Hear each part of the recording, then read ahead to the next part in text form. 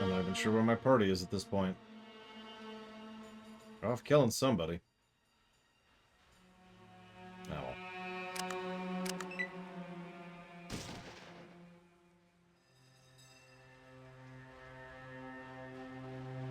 We're up here.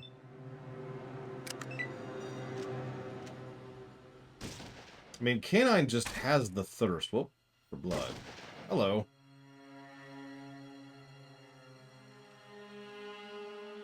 Hello, Geludo. Hello, Robostar. Whoop. There's two people down here.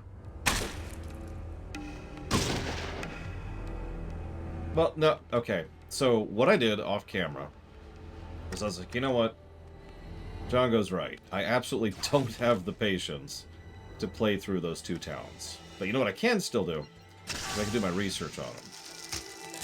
Watch a few walkthroughs, excuse me, playthroughs, read a few walkthroughs, boned up on the lore, saw some of the options for the quests, added some positives. Oh, pretty much universally positives, speaking of which. In fact, 3 of those story positives are directly from Reading, so take that what you will.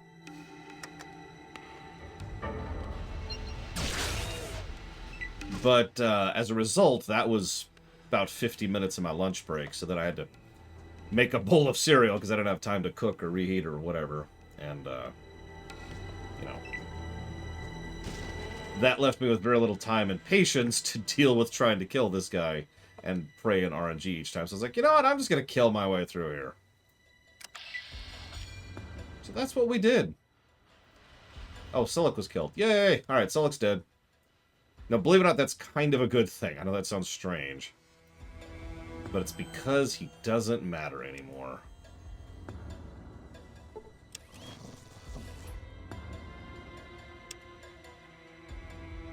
I wonder what killed him. Oh, well. Yeah, we're just going to pretend he's alive.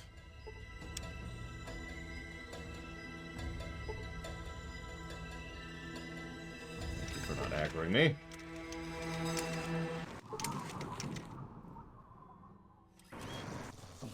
Well, the thing is, the final dungeon, we're doing the non-combat route because I'm not insane. I can only imagine how many hours it would take to slog through the final dungeon, killing everything. So we're going to be stealthing, which means no companions. I actually don't think I have ever played this game with companions on the final dungeon. Which is funny, because canonically, Marcus does go there. He mentions it in New Vegas.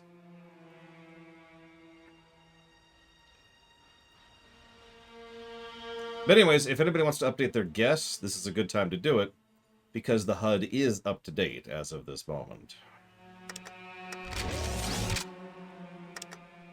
Oh, that's not a bad idea, Django. That never occurred to me. So let's go ahead and grab a backup save in the... We're going to call this the Silik is now pet content timeline. And yeah, let's head up here. I meant to research a couple other things in San Francisco, but didn't have time because I spent all my time researching Reading and Broken Hills. So, whatever. Yay! We did it. Hubologist pose no more threat to us. Would you like to speak to the Emperor? Yes, you've proven yourself a friend. Let's go to the computer, which is the Emperor. That's a hell of a password.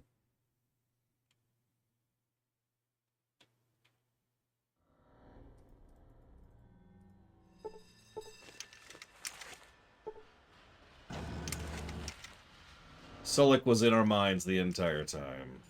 That actually makes a lot of sense if you think about it.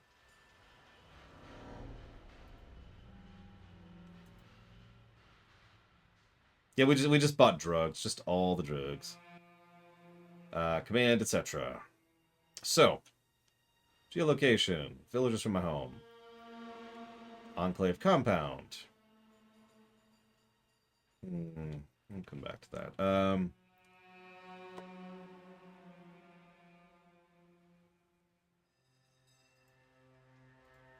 Interesting. Database, nothing. Forecasting. Input indicates Enclave more powerful than previously believed. Do not approach. Chance of submarine reappearing in this game. 0%. I think you're right, Django. We really are just kind of gonna finish the game here because we've got this, and then we've got to get the item, which I don't even remember where it is. Then we hit the final dungeon, and we're gonna go the non-fighty route, which means we're gonna be walking through there. Oh, it's in Navarro? Okay, thank you. And once we've non-fighted our way through there, we're gonna have a nice long chat with Richard Richardson. Yes, that's his real name. And then we're gonna sit back and sip a latte while people kill Frank Horrigan for us. Ah, I know where that is, ironically. The Habologist spaceship launch is 95% likely to fail. No fuel, improper sealant, proper leadership, lack of initiative. Poseidon oil tanker unfit for travel. Require more input. Habologist. Okay. Yep, Richard Richardson. That's God, his name is Richard Richardson. No, David Obbs. Did you know I have a website, and on that website you can see which games we're currently playing and which games are coming up. And you too can do all that stuff. Yes, format drive. Yes. Yeah, that's kind of what I thought was going to happen. Hang on, I was just curious. I'm just going to wipe out your Emperor. Is that cool? Like, they give me formatting access to their computer. Actually, if you type in !next, you can get a direct link to the upcoming page. Yeah, there you go, Flaghand. Speaking of which, ping. Okay, I shouldn't have done that. New Vegas is part of the BRPG block, Loner, which will consist of Morrowind, Skyrim, Fallout 3, and Fallout New Vegas in that order. I like to bundle games more by genre than by franchise. So, to use a random example, I wouldn't want to review Mario Brothers 3 and then Super Mario World right next to each other, because the relevant part is the complete different variants of the games, right? The genre's different, the style's different, the design's different. So, that. Check that.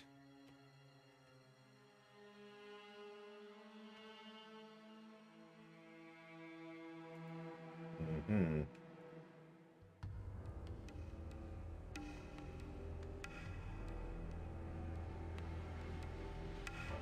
Okay.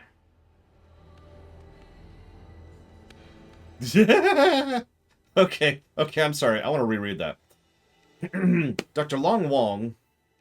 Oh my god, his name is Dr. Long Wang. This game. Yeah, exactly, Shalito. I want to be in Bethesda mode when I play the Bethesda-style games.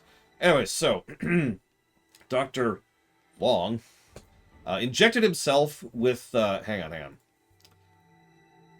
Tried to make his own FEV virus to create super mutant soldiers. Injected himself with it and dissolved into a puddle of goo.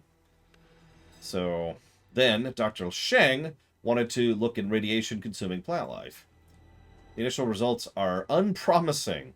He developed radiation-resistant plant life, but the unpleasant side effects follow. The plant life deemed too dangerous, insists on pursuing line and mixing it with genetic program. Y'all got some problems. Okay, so I believe we are as good as we're getting.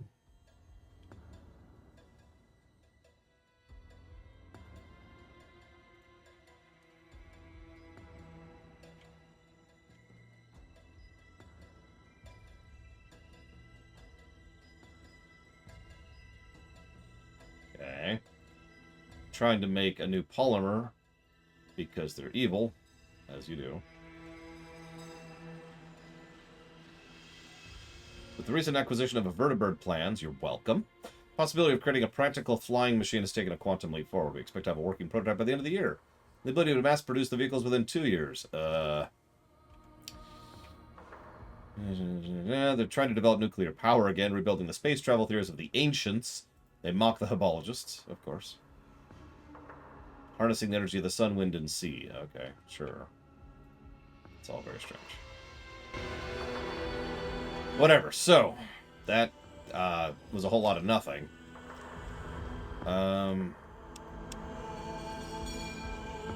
Actually, hang on. I'm just going to sit on those 20 skill points. I'm not sure what we'll need them for.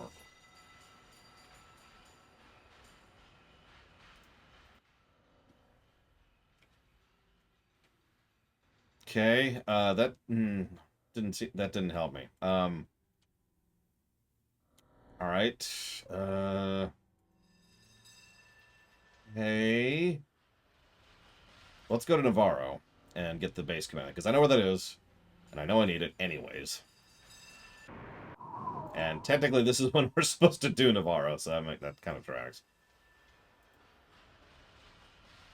Hopefully, we won't have to fight our way through there. Because that would suck.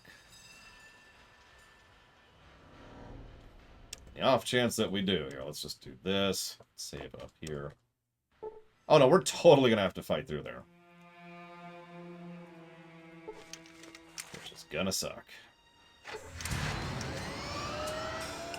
Double checking our fuel. Fine. Everything's fine. No, I'm good, thanks. Oh, geez, that's some random... Oh my god, look at that random encounter log. Jesus, did you see that? Ah, that would explain it, Django. No, whatever. Hi! Tell me the truth, you'll be sorry.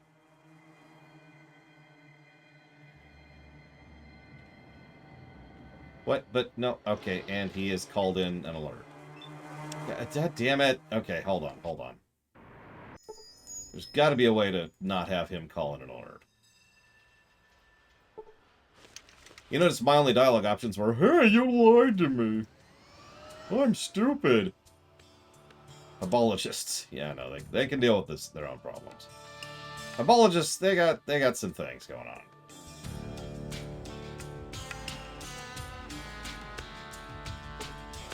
Ugh, no.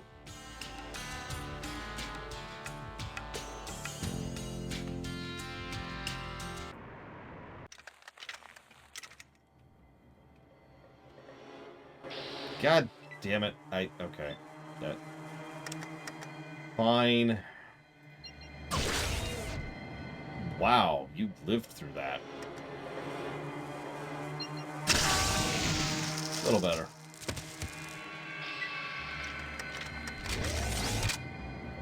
Alright, so hopefully this will not involve a fight. Have you ever been vaporized from the groin outwards? He has. Oh, thank God they're not aggro. Alright, where's the sergeant right now? Is he still doing his rounds? He is! Holy crap. Okay.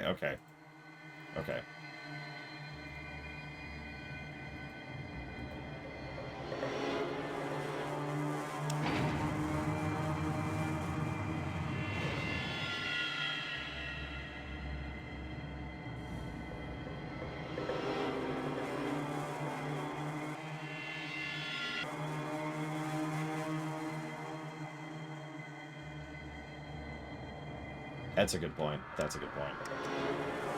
Pop a save down here.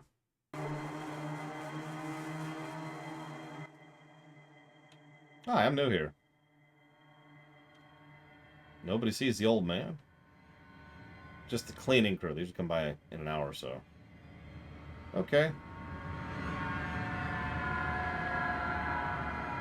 Alright. Cleaning crew, huh?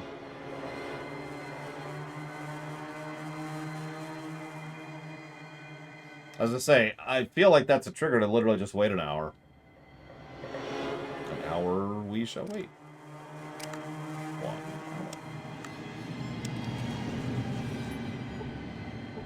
Good afternoon, Evo. Okay. That's apparently the wrong decision.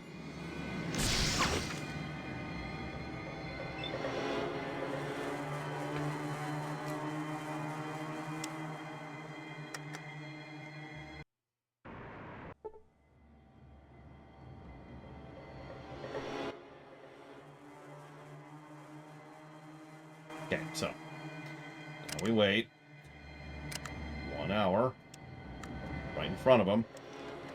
We talk to him again. We're here to clean the commander's office. Yeah, right. I tell you the cleaning crew's coming, and then you magically just become one of them. You haven't even left my sight. You think I'm a moron? Get out of here.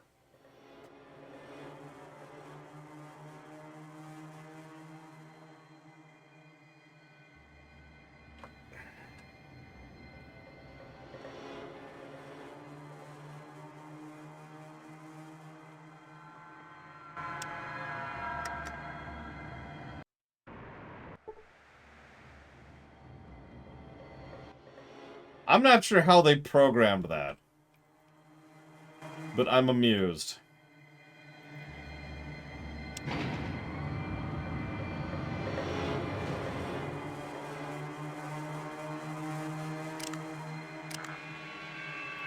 Cannot rest at this location. Okay, where's the start? He's up there. He's up there. Go, go, go. Go. Go. Run.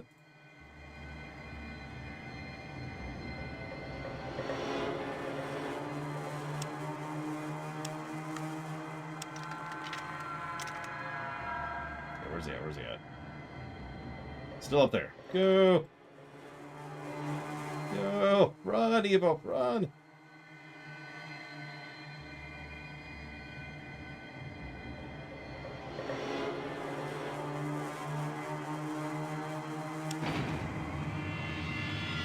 Run! The Sarge is coming to get you. Hi, I'm here to clean up. Commander, cleaning details here.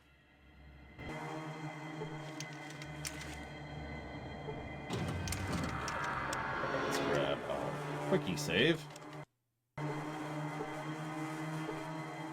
Alright, I'm here to clean your stuff, sir.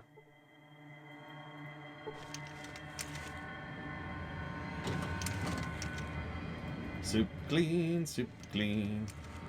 Cleaning all the stuff. Aren't all janitors in power armor? Like, doesn't that just make sense? Think about the stuff janitor... Have you played Control? Do you know what janitors have to deal with? It's gonna be the ones right behind them.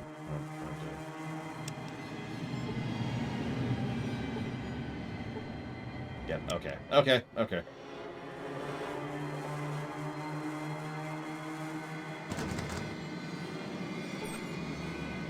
Clean, clean, clean.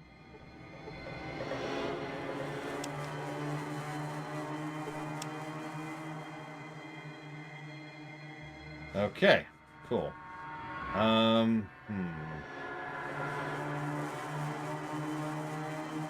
let's see if we can sneak. No!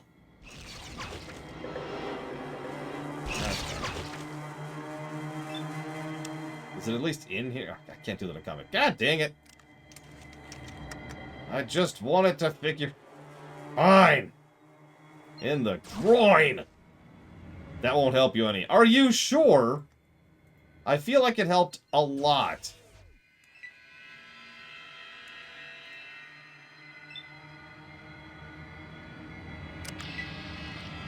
Okay, so, as I was saying.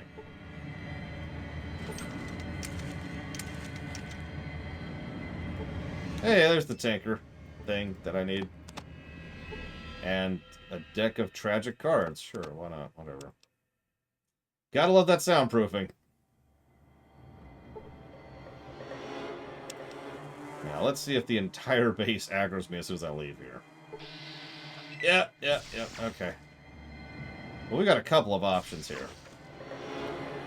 Option 1, run! Run! Evo! Evo! Oh, God! Up those legs!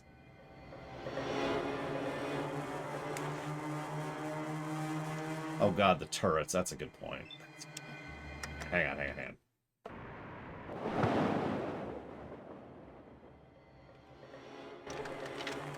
Making it quick, sir.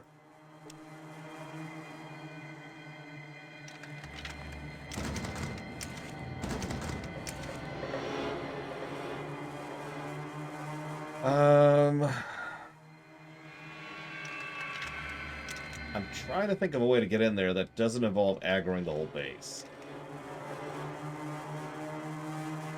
I suppose the reverse pickpocket method would be the go-to answer here, but I don't really have that high of skill in sneak or in steal. Just load the commander up on drugs. Here you go, sir. I got you a whole bunch of drugs. Oh, yeah.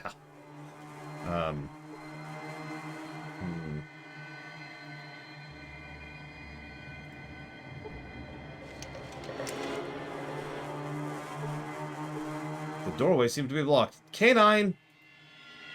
K9, get out of the way.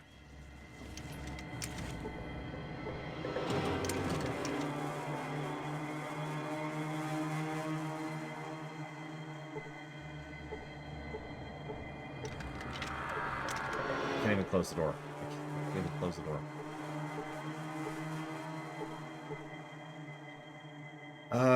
Okay. We'll talk to the chef, who is this way.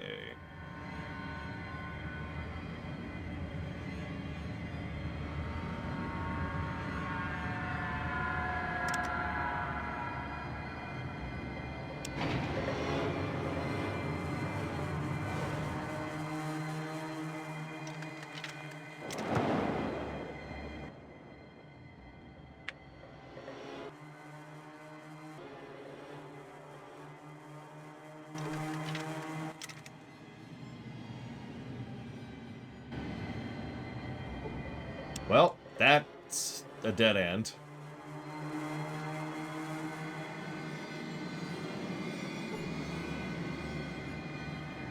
I mean, we've actually already killed a couple Star Wars, but don't worry. We're going to kill a whole lot soon. Like, a few thousand. Most of them, really, percentage-wise.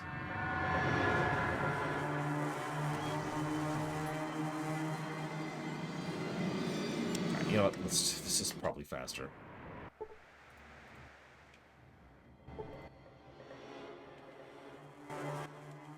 Just seeing if anything changes. Looks like no. Okay. That sucks. Okay. Okay,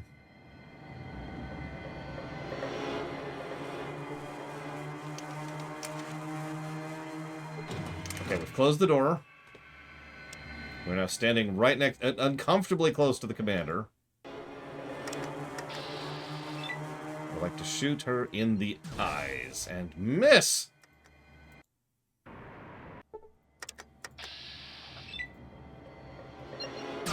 There we go. A little better.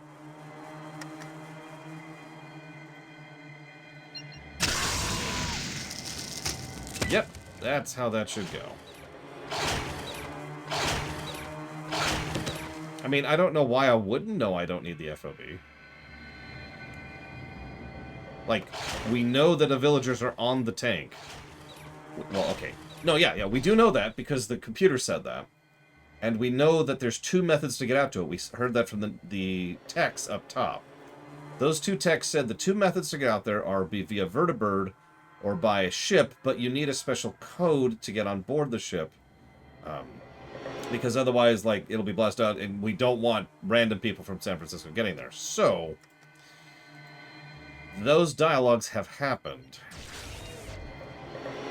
So we've got some information. Oh god. There we go. Okay. I'm just gonna wait, I suppose. Who am I in combat with? Who am I in combat with?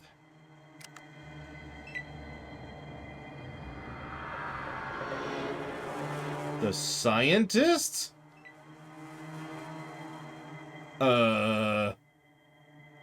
What?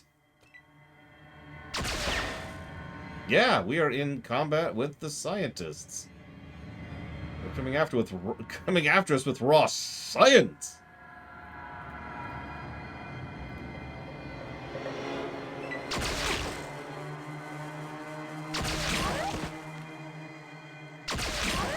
Oh god, they crippled K9. This is... okay.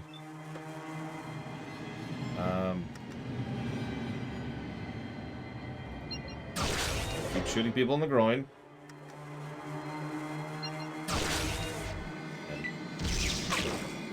Do nothing.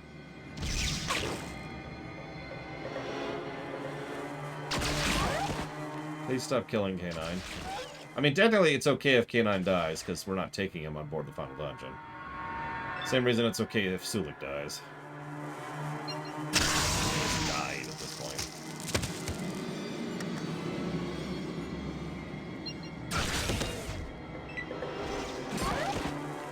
Okay, this is getting out of hand very quickly.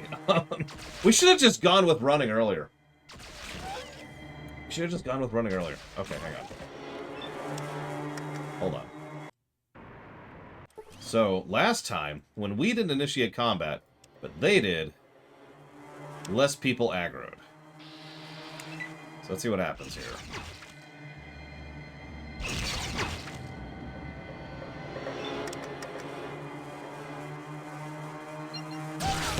Continue to shoot her in the groin. Not the grain.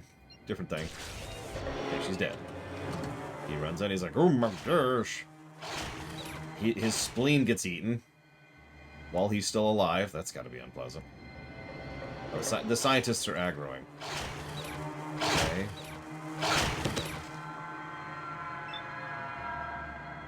Well, I'm just going to chill here, honestly.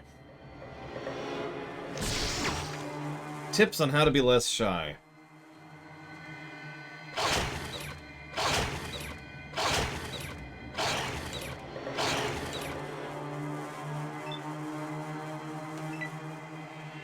Be less shy. No, in my experience, this is mostly from other people, obviously.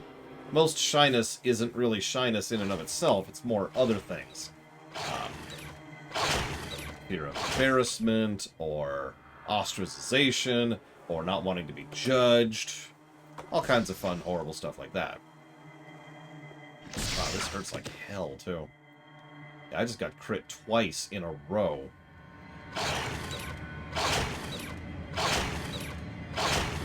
So that would be what I would focus on. Either getting yourself to the point where you don't care what other people think about you within reason, or just kind of do things and accept that there's going to be consequences for them.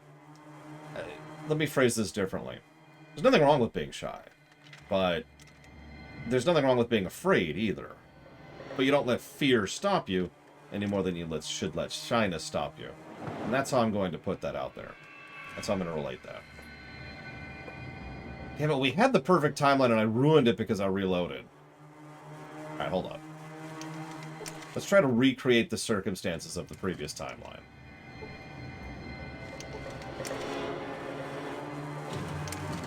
So we opened those two doors, and we raised our speech. Whatever, we're going to get this here.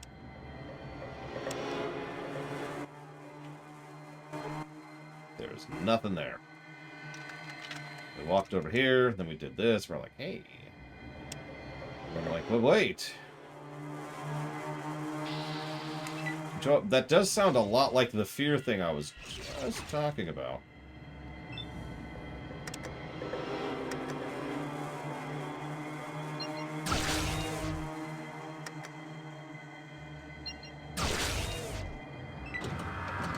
And that's the base aggro at that point, probably. How do I not have the quest active, I suppose, is the question I have.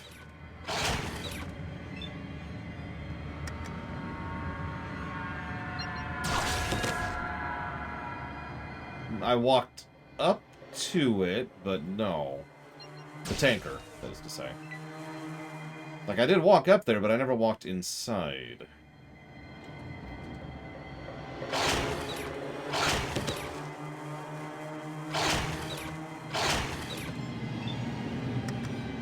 Why are you still alive? There we go. Cease living, sir. Or ma'am. I love missing 87% chance to hit shots.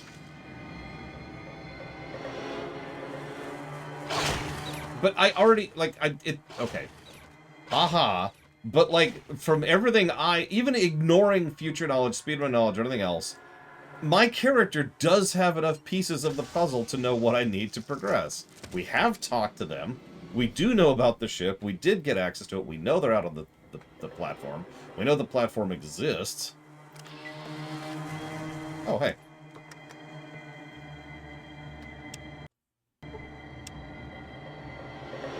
We also walked up to the tanker, so we know the tanker exists. Grab these. And we're actually going to save here. There are actually purposes in shooting them other places. Legs will cripple them. Arms will disable their ability to use that arm in combat. Head, I think, is just a higher crit chance. It depends. Like, other creatures have different kind of weak spots.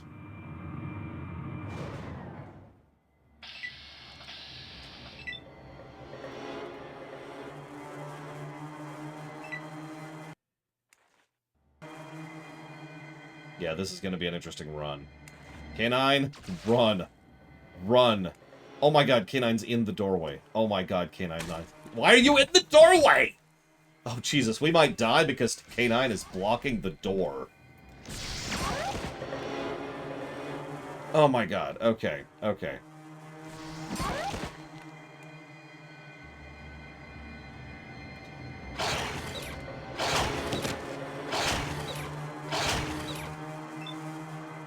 Okay.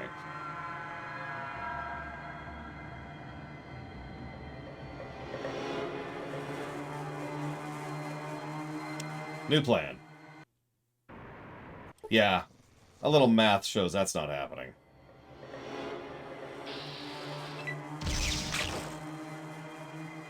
I don't know where the back way goes out, but it's got to be a better option.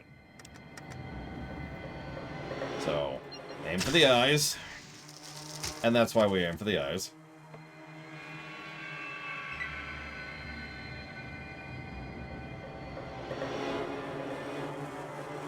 It exits to a gas station.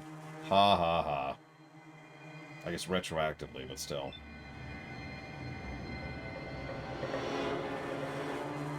Well, yeah, I'm wielding a gigantic plasma rifle while wearing power armor. The only way anything can bring me down right now is by sheer numbers and chance.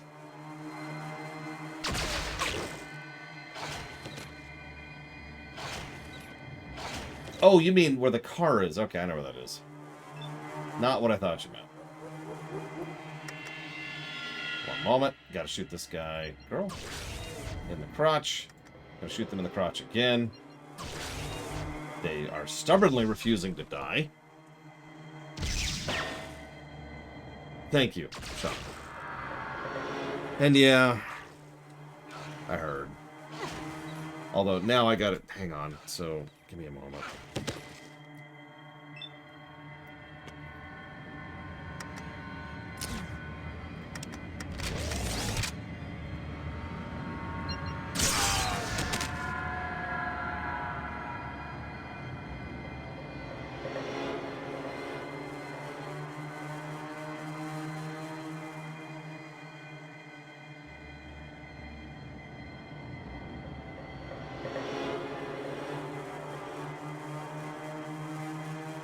I hate this song.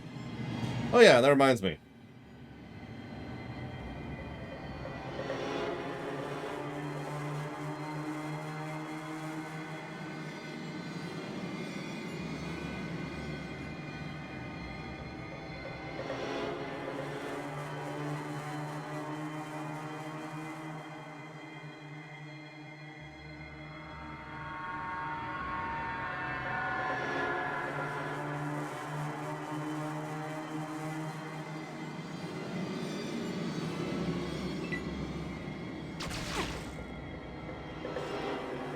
Do you think this game deserves a plus for music? Anybody who feels like jumping in on this. This is probably not good music to be listening to justify that plus, but we've heard several other songs, so... This is not the whole soundtrack. This isn't even indicative, I would say.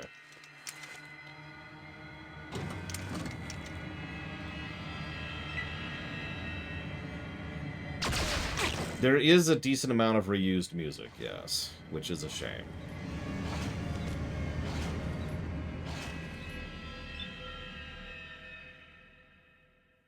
I should probably mention I've already given the music a negative, not for the quality of it, but for the repetition. This is something that's kind of a common thing in a lot of games. You have one song that just plays for huge swaths of time. Like, even if it's a good song, it doesn't matter. Especially if it's a low loop, like this song playing right now is. Yeah, Persona 5. Who just knocked me over? How did you make that shot? How am I even in range of you for you to make that shot? Jesus.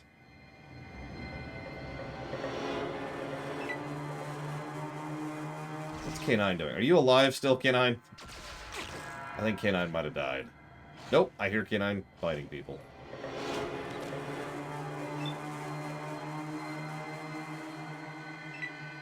I mean, I don't think that's a valid strategy, Django, because by that comparison, Jurassic World is a fantastic film. But for real, though, like I said, I've already given the music the repetition and excess utilization negative.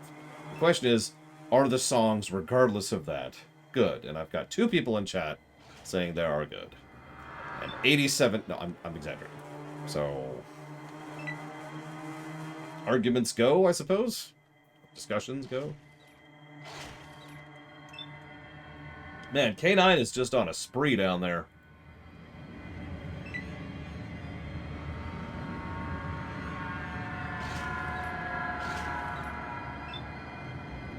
Where is K9 right now? This doesn't matter.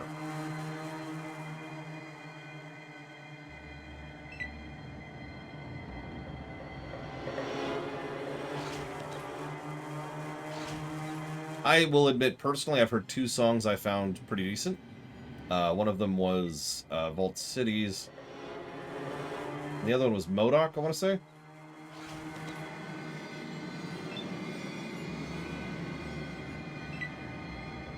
Well, yeah, no, what I've been doing is I've been just tuning the music out completely. I've been doing that for a couple of days at this point. It's okay, I've worked retail during the holidays. I learned that skill at a young age.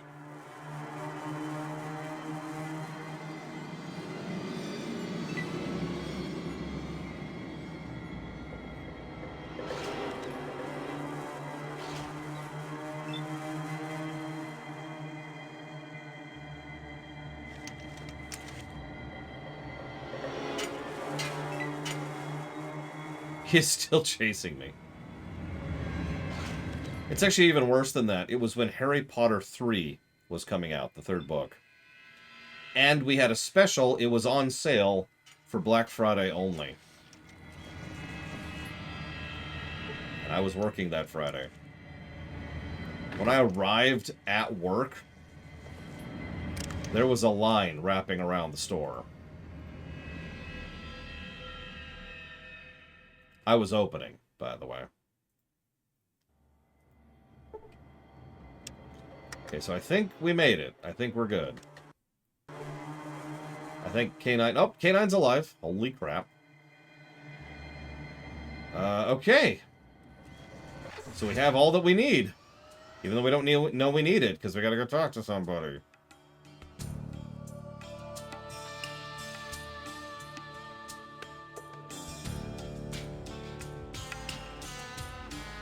I hate going to San Francisco.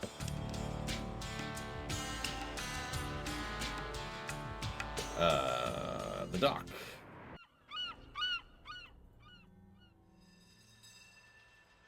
I can prove I've been here because I have it on my fast travel option. Hey!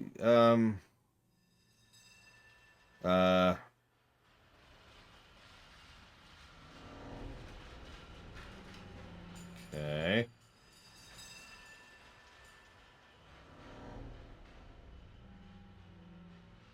I have definitely talked to anybody at all here.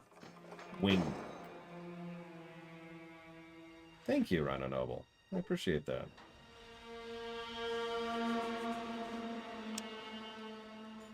I've got the tanker fab. Whatever that is. Why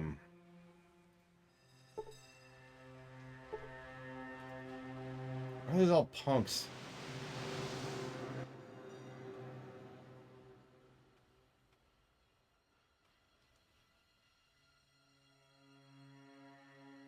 You sold your spleen?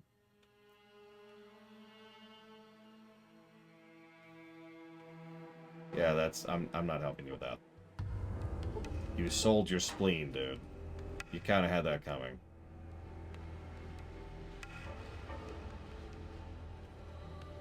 Nope, that was an amazing dialogue.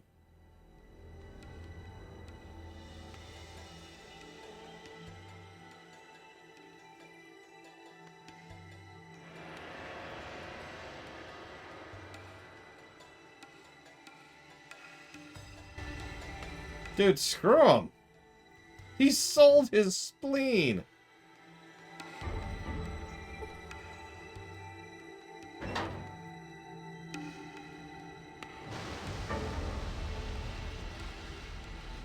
You've heard of buyer's remorse. There's something called seller's remorse.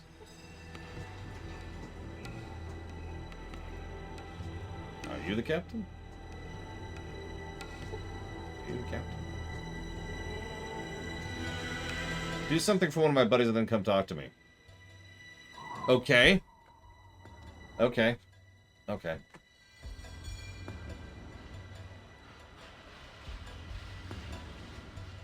Okay. Okay. Okay. Let me do something for you, sir.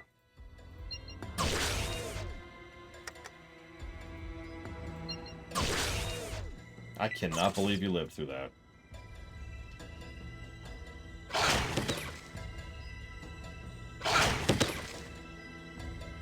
Just die! Just die! You asshole! Okay. Oh, I feel better.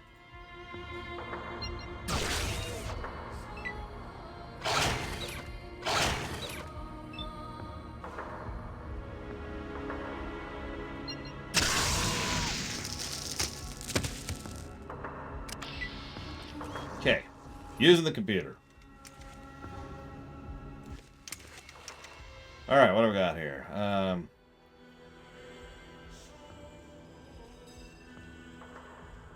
Fuel tank empty.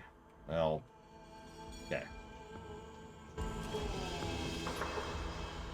That's okay. We figured out that we need to refill the fuel. So let's see if it'll just let us do this. Check status. Okay. So we need fuel. Got it.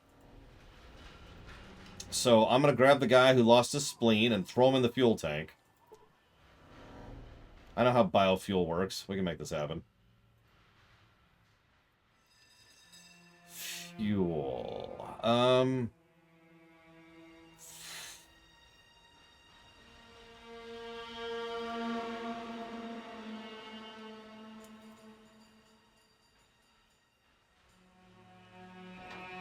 And happy Veterans Day to anybody who is.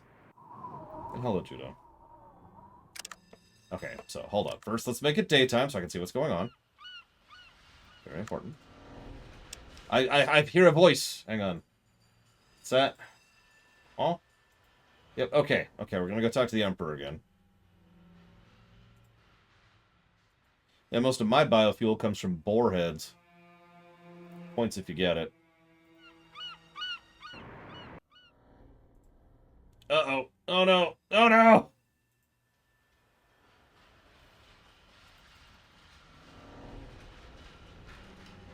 Oh, God. We can make it. Make it. Ah.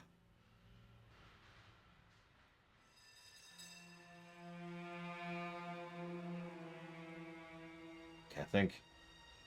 I don't know what's up with this lag. I do know other people have had the lag bug. But I'm actually legitimately unsure of where this is coming from, or what causes it, or how to fix it, or anything. It just happens infrequently. Usually in the bigger cities. So I'm guessing it has to do with just running too many things at once.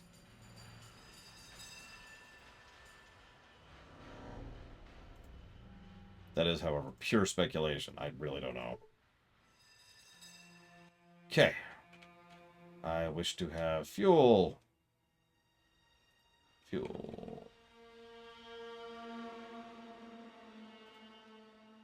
Fuel.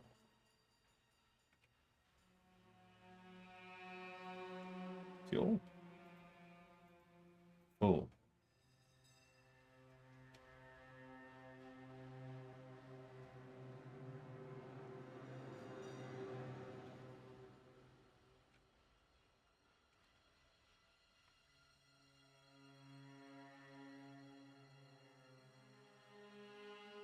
Well, if you can interact with something in the astral plane, or need to, then it's extremely useful. If you don't, then you don't.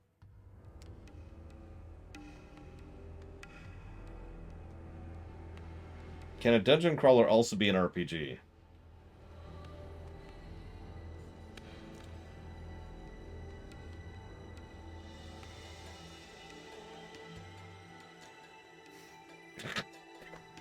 Evo hates the fact that I put a delineating line between dungeon crawlers and RPGs. She's never letting that go. She's gonna come after me for it. I know it. I'm gonna wake up, she's gonna be over me with a knife. And she's gonna be like, say it! Say it! And I'll be laying there like, no! No! Wizardry isn't an RPG! And that'll be the end of it. Okay.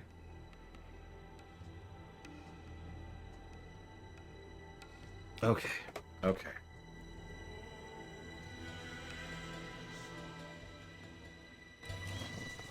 Okay. Cross-genre games obviously exist. So, I suppose the automatic answer to your question is yes. A dungeon crawler RPG.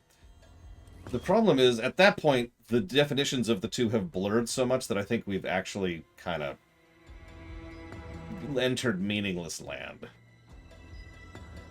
This gets back into one of those wonderfully horrible things. How do you define an RPG? Because any definition you use for an RPG applies to many games that aren't.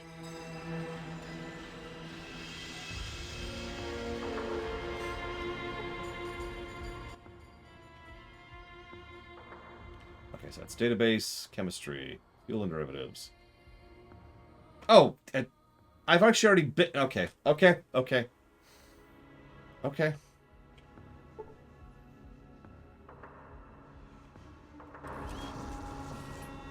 You may or may not remember, I've actually already been in that exact entry before, earlier.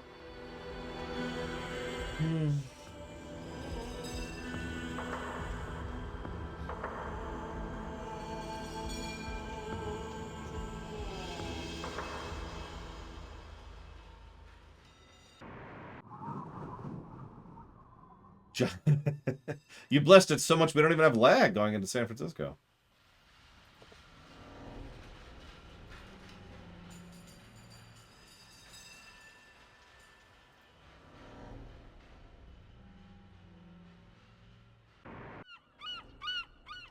Okay, we have fuel. Now it's time to murder the captain. Take over the ship. This is going to be a mutiny. Sorry, I gotta say it like Shadow. Mutiny! A side quest in a dungeon crawler that wasn't a fetch quest. I mean, there's kill quests, if you even can count that. But what taught me that the field transfer was... Okay, I'm not even gonna argue it. I'm not gonna argue. I'm done. We're done. We're done. We're done. Going upstairs, and it's definitely... There's definitely not gonna be another step. We're totally cool. Everything's fine. Forever. It's definitely gonna work out.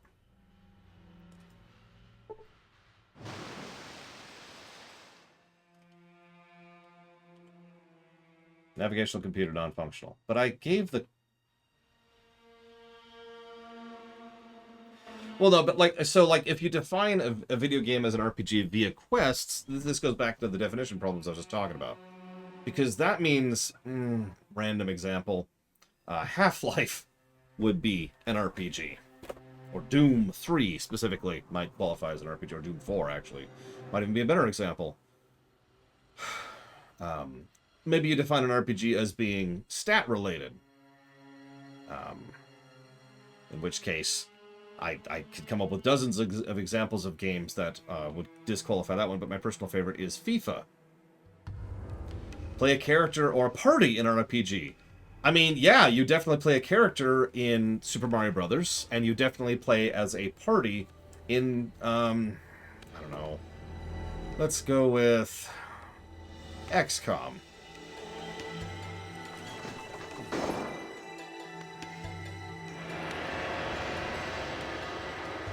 You know what? Let's just pull up the speedrun really quick here.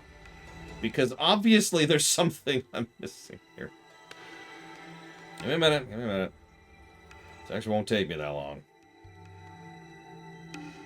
But you build your character and your party in an RPG. So are you saying that Final Fantasy VI is not an RPG, Evo? Or Witcher 3?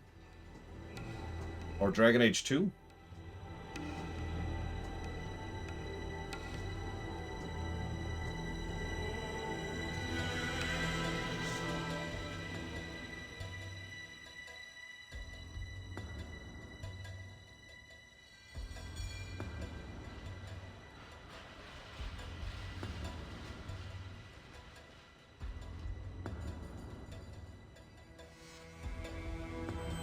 Okay, you know what? Fine, fine, fine, fine. I accept everything. Let's go back here.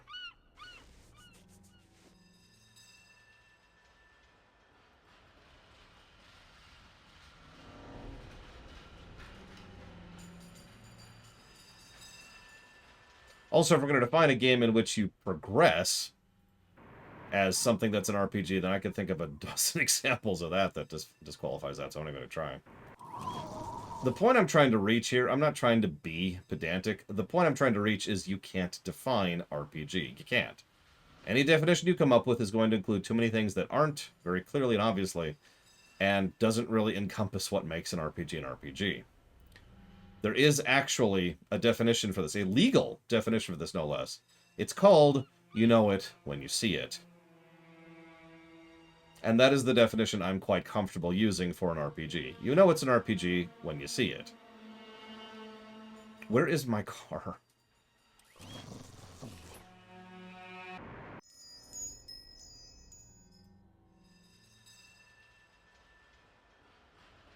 See what I mean, by the way, Django? Check it out. He's gone. Okay, never mind. We're okay. Car here. Car get.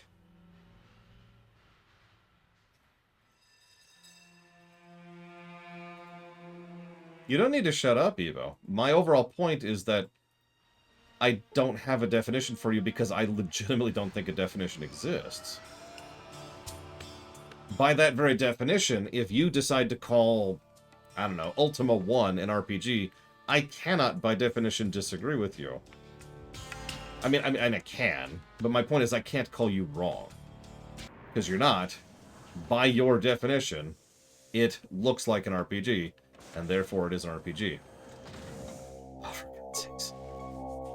Well, I'm sure glad all those refugees got safety and security inside Vault 13. Phew.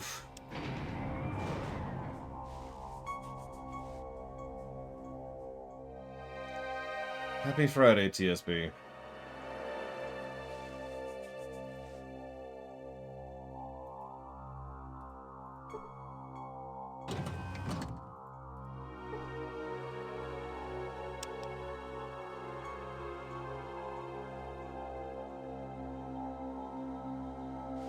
Yeah, but it's the only term that's applicable, Trihexia. I mean, that is reality. There are certain things that simply defy definition.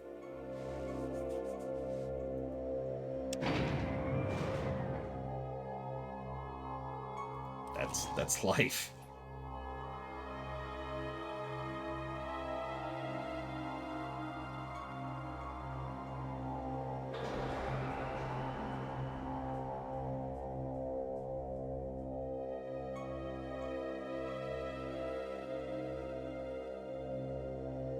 Don't worry. We're not to blame here.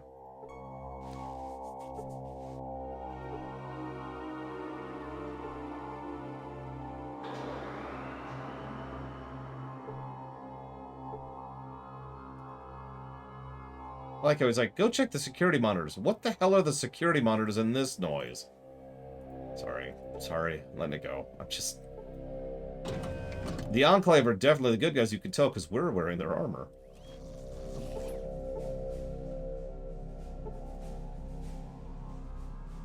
I tried that one, Trying these ones. Nope. How about this one? Nope. Oh, so I've never played the Quest for Glory series at all. So, we'll see how that goes.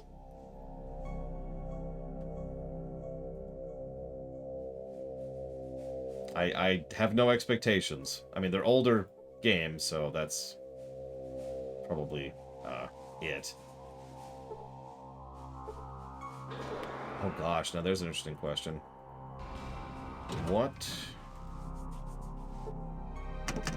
would be the first PC game I ever beat?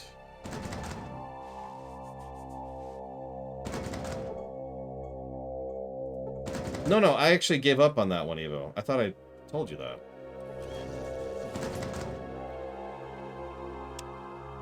Like, you win. Dragon Age Origins is a CRPG. It doesn't feel like one.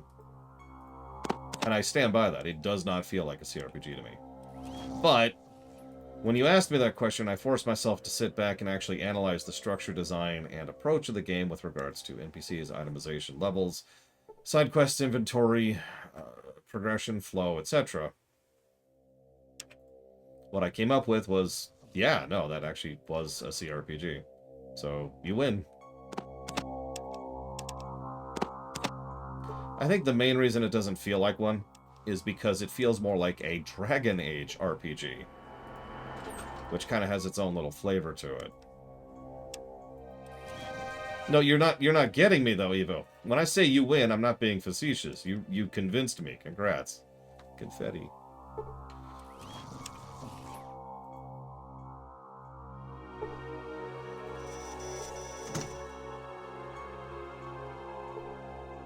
Hey, look! A water chip!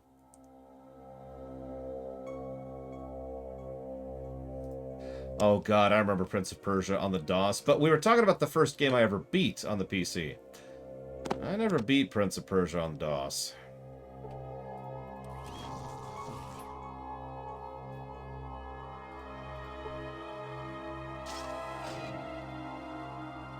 I'm not even ashamed of that.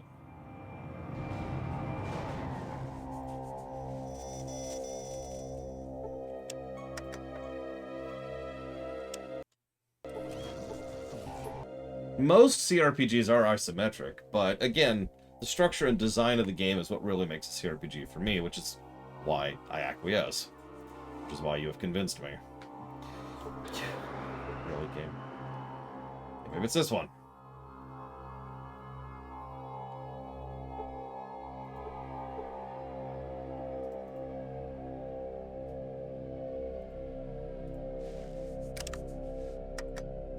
To science the thing? Alright, anyways, so Frank Horrigan killed them all. The end. Moving on. Playing with friends super counts, yeah.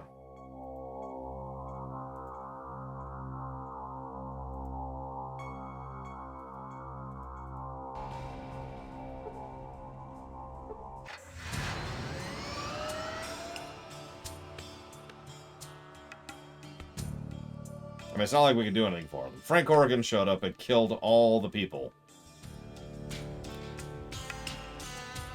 No, Dragon Age 2 is definitively an ARPG. No question. Ditto with Inquisition. They have drifted out of the CRPG bubble by that point.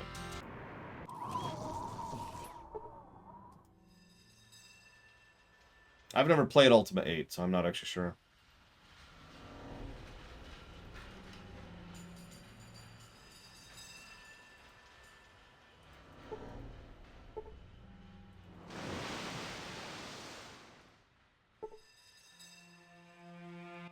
Okay.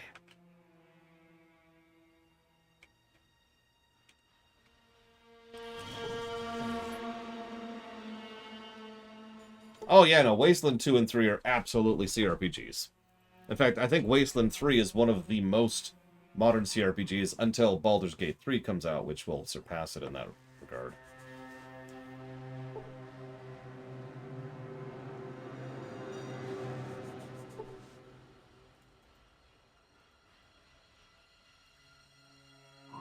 How would I remake Wasteland 1? Well, first, I'd make it good.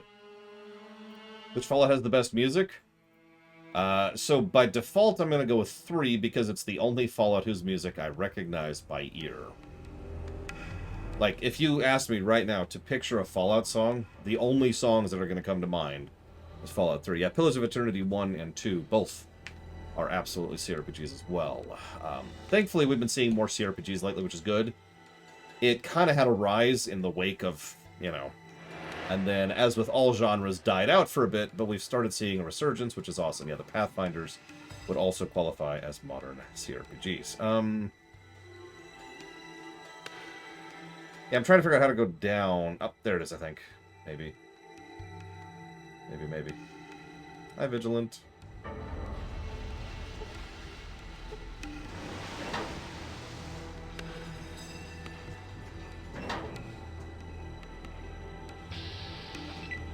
What are those? Aliens. Those are just aliens. Oh, one Amigos. Okay. Neverwinter Nights 1 and 2 are still absolutely CRPGs, yes. Okay, this... What is going on in your hold? Okay,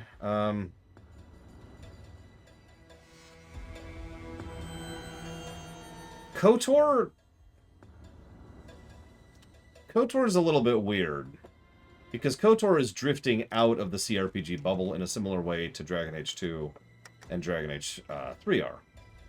Or Mass Effect, to use another example. Well, Mass Effect is still clearly an RPG. You can see how it's drifting out of the CRPG bubble, right?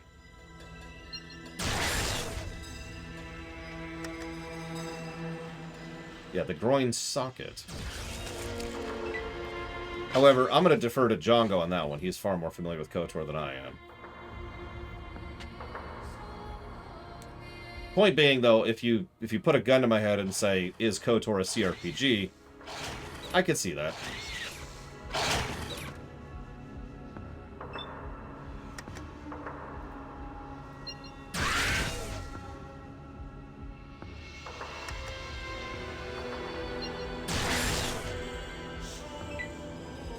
Oh, absolutely, Retro Gaming Denmark.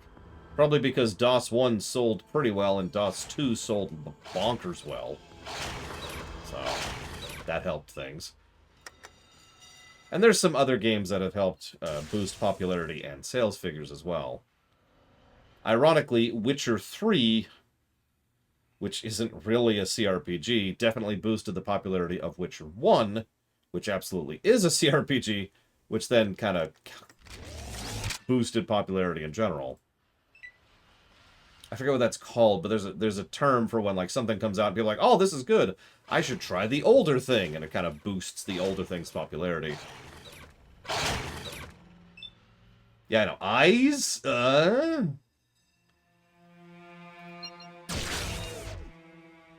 don't know what these things are, I'll be real. The eyes?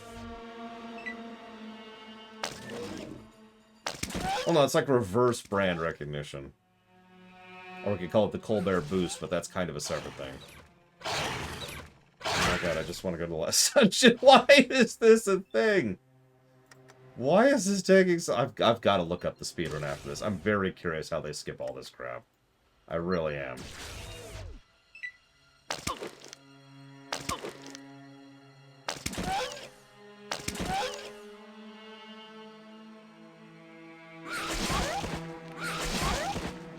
It doesn't help that floaters are resistant to my damage, I think.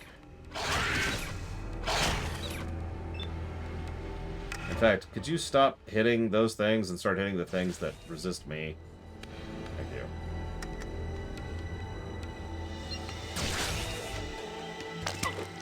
Unless you count the get out of combat thing as a glitch, which I guess you do. So it was mostly glitchless.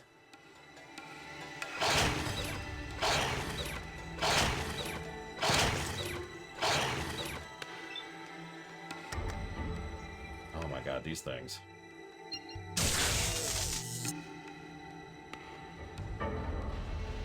Hello, Elizar.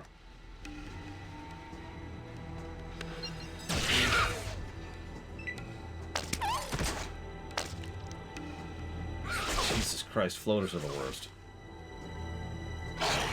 You got this, K9. Eventually.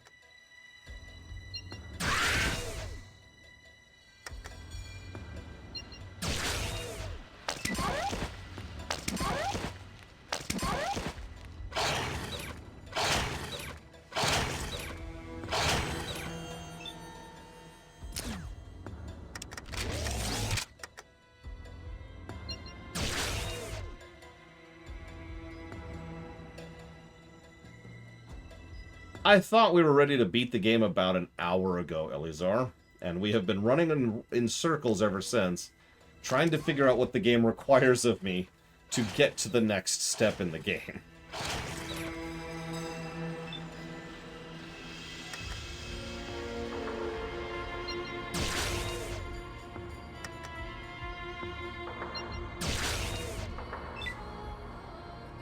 Oh, damn it. How dare you not watch every second of my streams, Elizar?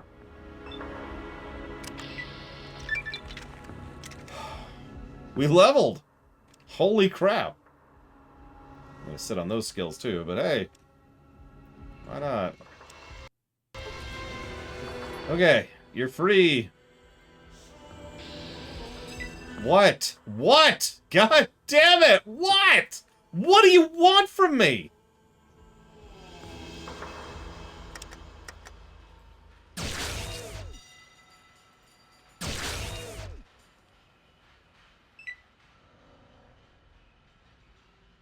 I don't even have a soul. I have nothing to give you. It's gone. It's dead. Evo took it. Turned it into a CRPG called Ultima 1, which has ASCII art. It's actually called Alcabaleth or something like that. I forget how you pronounce it.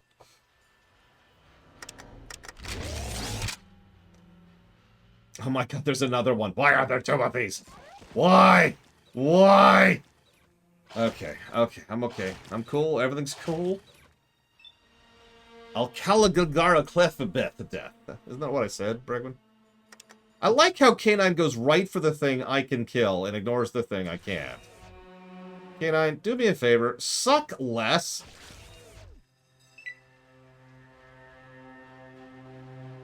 I would veto the snot out of reviews of the Wizardry games. Are you kidding me? Oh my god.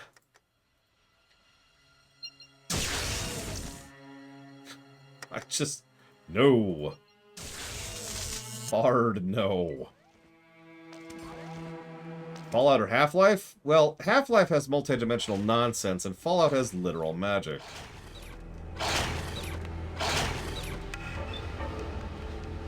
I've got another energy weapon, but otherwise, no. Black Malt, I do not.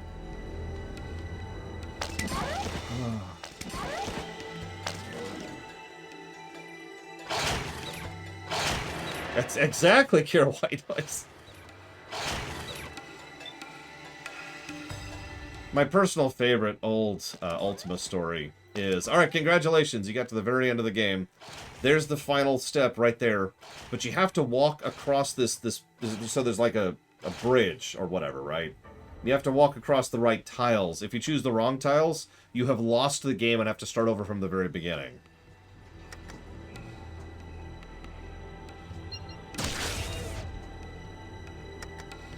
I'm not even sure if something says what those are in the game. That's the thing.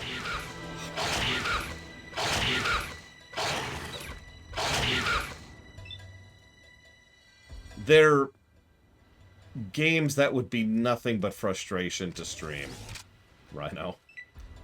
The only way I could ever possibly review Wizardry is with a walkthrough right here the entire time. Otherwise, that would just devolve into boringness very quickly.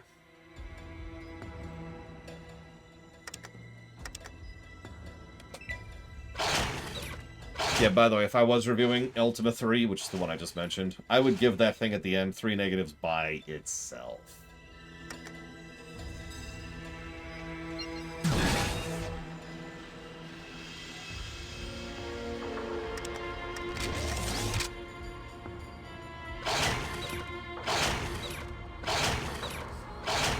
Why are you not dead? Why is this thing not dead? Why are you not dead?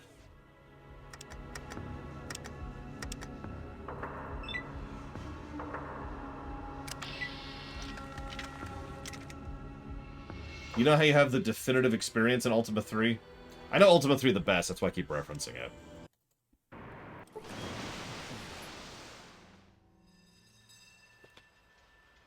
I figured it out. I figured out why we keep loading instead of saving.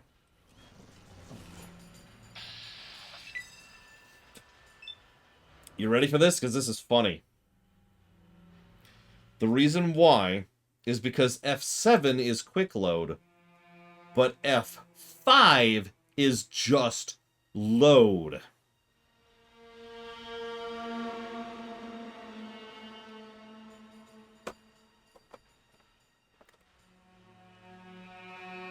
Now, the other thought, so you're probably thinking, well, then why do you hit enter? Because if I hit F6, I have to hit enter, like this. So I hit F5 and enter automatically and without even meaning to.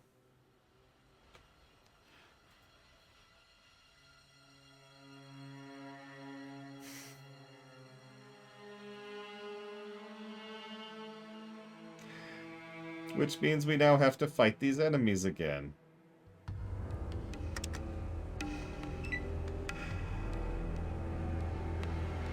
For those of you not getting it, F5 is the universal quick save button. F5 and F9. It has been for a very long time. Decades range. So, I've got a little bit of muscle memory from 20 plus years of hitting F5 and F9 to quick save and quick load. Now, that's an interesting question, Flygan, because to be completely honest with you, I don't know when that became standard. I would have to do some research to figure out when F5 and F9 became standard. I know why it became standard. The reason why was because a lot of older games would do quick save and quick load or save and load right next to each other, like this game does, F6 and F7. And so they wanted to make a nice big branch between them. So they did. And on most keyboards of the time, F5 was right here and F9 was over here. Essentially impossible to fat finger or accidentally hit one or the other when you meant to hit the other one.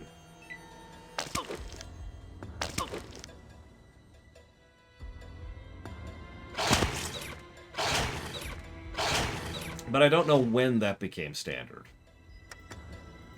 I'm pretty sure that was standard by Half-Life, but I think Half-Life is after this.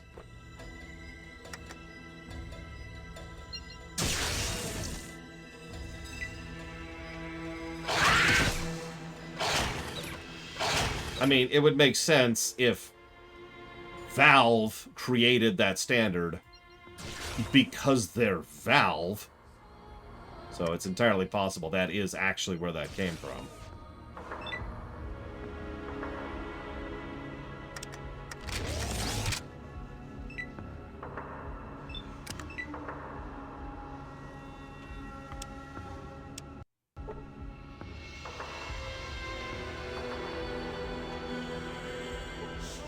Yep, get out, get out. Come on, let's go. Lady? Lady, I swear to God, get over here.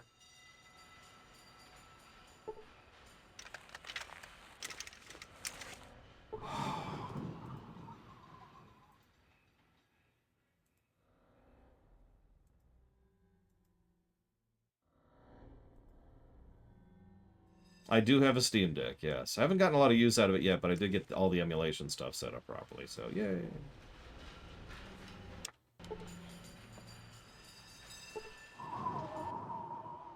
You're welcome.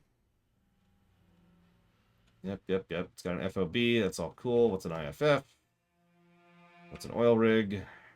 Final base of the Enclave. How do I pilot this again?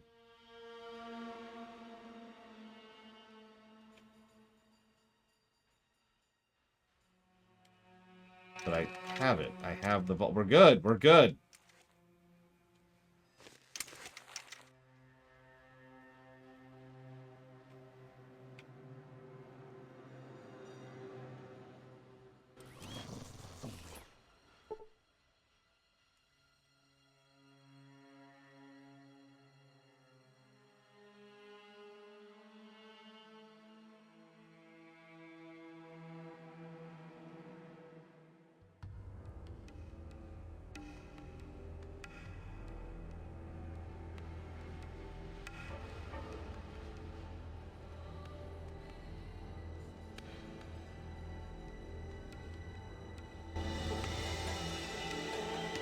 How do I install the part? I'm just not going to assume anything. I know nothing. I thought the whole point of doing all that crap was to be able to talk to the captain, who apparently I don't need to talk to at all, to get him to install the frickin' part I have. Apparently, I wasted all my time on that. So that's always something that puts me in a good mood. That does nothing. Okay, hold on. Yeah, that's the navigational part. Okay. Which means this is not the nav computer. Alright, well, let's go downstairs. So we can find the nav computer.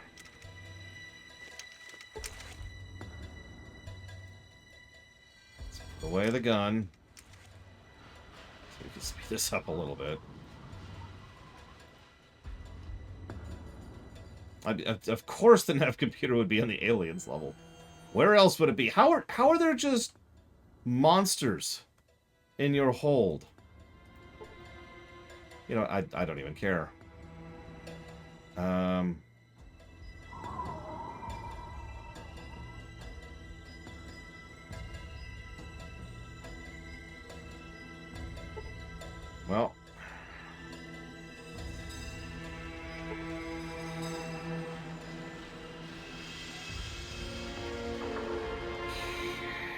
Okay.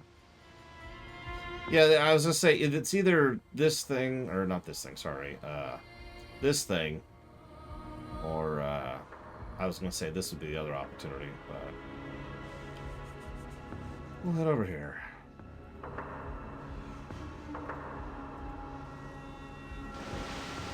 Oh my god, you are literally forcing me into combat. You are pigeonholing me into combat.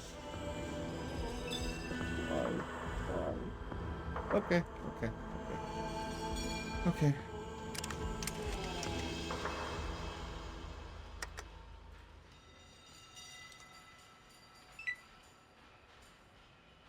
The second Lich King and Kerrigan. You've actually asked me that twice now, Elizar. Etho.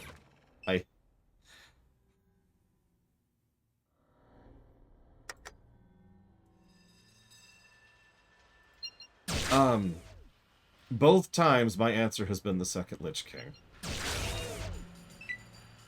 Warrior, Mage, Soul Sucker. Obviously we removed the armies from the equation, which is good because the Swarm would stomp the Lich King easily. Yeah, we accidentally quick loaded by hitting F5 to load the game. That's a thing that we did. Aren't you glad there's no combat in the final dungeon? Could you imagine? Has anyone here ever done the combat route of the rig?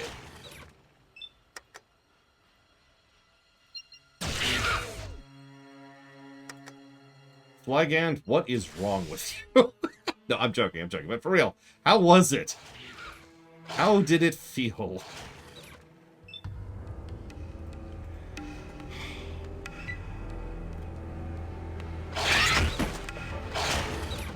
would anyone ever do that? If you don't understand why I'm bringing this up, I want you to think about how long some of these combats are taking. And then I want you to think about fighting fully armored Enclave soldiers with much better weapons. And there's about 10 times as many of them. Oh, the whole rig. The whole rig. Obviously, lots of people fight Horrigan. Yeah, you just killed the question bot, speaking of which. Congratulations. I even saw that error pop up. Nevertheless, the answer to your question is very obvious. Would I rather suffer through Fallout 1 and 2 again, or Ride to Hell Retribution? My answer is Ride to Hell Retribution 10 times out of 10. After all, we haven't reviewed it yet. You could argue that the armor doesn't matter. And that's a valid argument. I'm not really going to argue against that. But it doesn't change the fact that there's 700,000 billion soldiers on that place. As we will show off when we get there.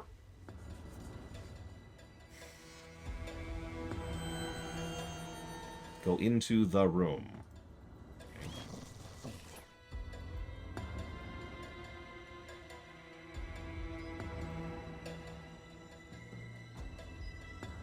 We're going to try this one. This is the other idea I had.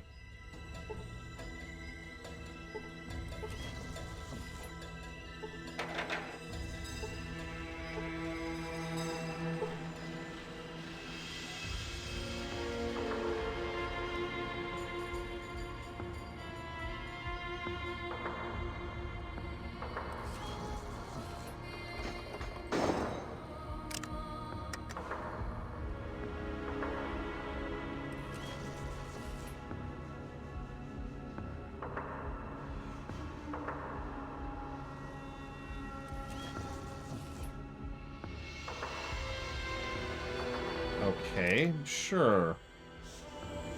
Let's see what that does.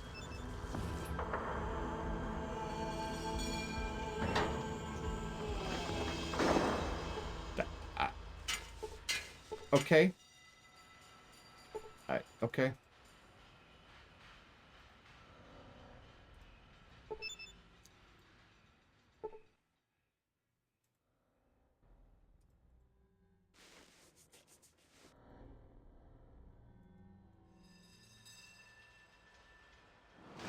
Favorite or good moments from the Witcher story? Yes. All from Witcher 3, though. Nothing from Witcher 1, nothing from Witcher 2. Nothing from Witcher shows, which I've never seen. Nothing from Witcher books, which I don't really like. Just Witcher 3.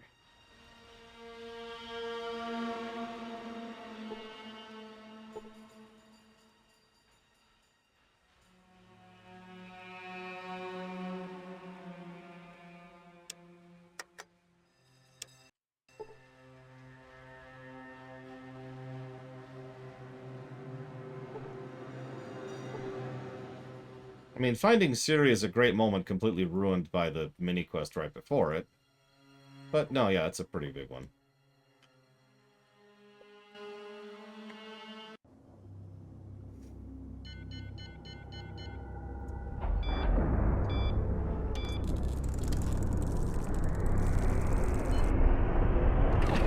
Time to kill the other half of the budget.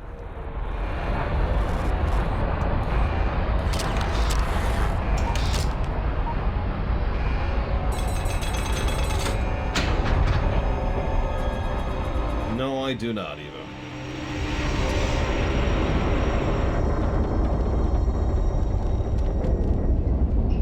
I just did, Elizar.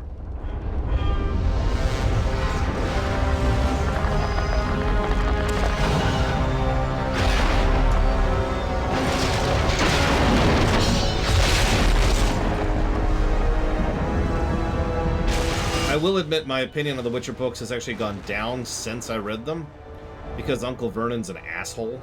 Now, this is actually a really well done cinematic for its time. I'm not sure if it holds up now, but it's definitely good for the time. Like, this is impressive.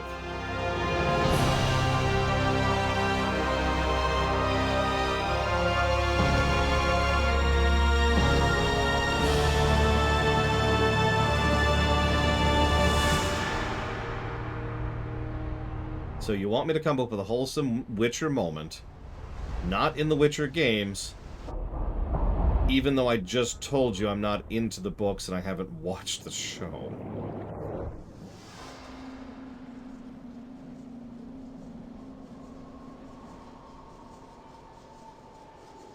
Yes, it did, DJT.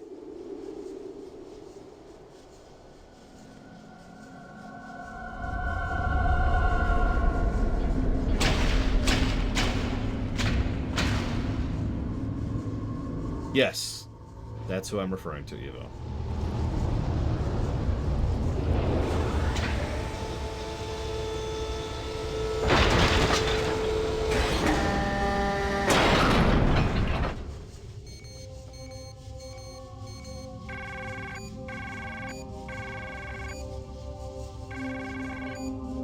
Welcome to the Enclave.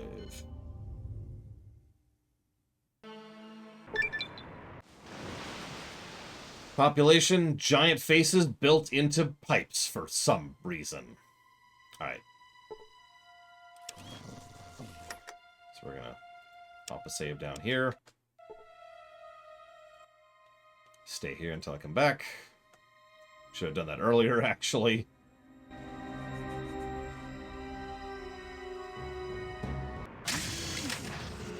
We are friendly. Beep boop. Hey, look, it's the final boss. Alright, so.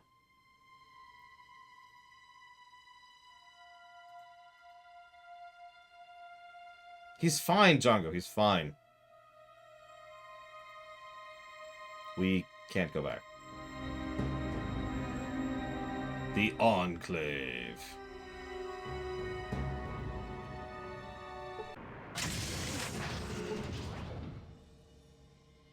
Oh yeah, K9's dead. Oh, we're level. Yay. I don't know. I mean, at this point, what? What's our speech at? Oh, you know what? Well, no, that's not gonna work. Sniper is not there. Speaker is.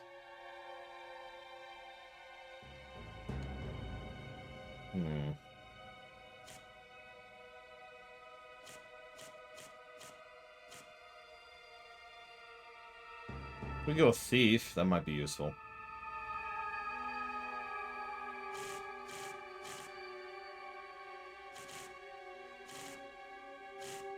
No, I'm serious. Thief might legitimately be useful. Although, supposedly we don't even need it. Yeah, I'll just hold on to it. What is our speech? 132. That should be plenty. Our steal is 55. Our sneak is 42. Well, anyways, welcome to Hell. Population billions and billions of mobs. Just look at them all. Just look at... Okay, these are just prison cells, but like, just... Oh my god. How do you fight through this place? Alright. A perfect circle without a compass? Have extremely steady hands. Oh god. Yeah, we're chopping a bit. That's how many things are here. So, let me go ahead and say that similar to Fallout 1, I do appreciate the uniqueness of the aesthetics of the Enclave base. Oh, God, even though it's chugging the machine right now. Ugh. Alright, where am I going? Get us out of here, please. And blah, blah, blah, blah. There we are, down here. Excuse me, fellow soldiers.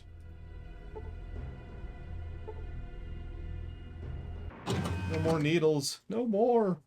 This isn't a vault at all. Okay, hang on. See if I remember this. See if I remember this. So... Nope. Okay, hang on. No? Okay, hold up. There we go. I was right. I was right. Okay, so over to the right. And then over to the left.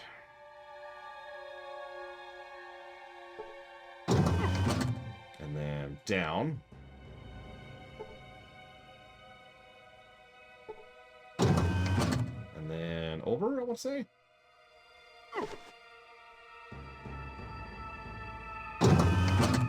And then over.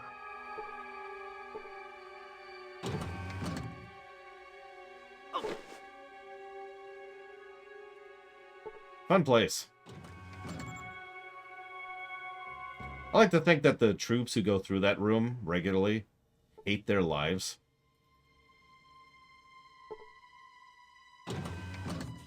Yeah, you know how irritating that place can be? Even though I haven't played this game in years and can't remember jack about the specifics of the speedrun method, I still remember the route through that place. Just... oof. You know, since we don't really need 68 of these anymore, let's go ahead and just start using some.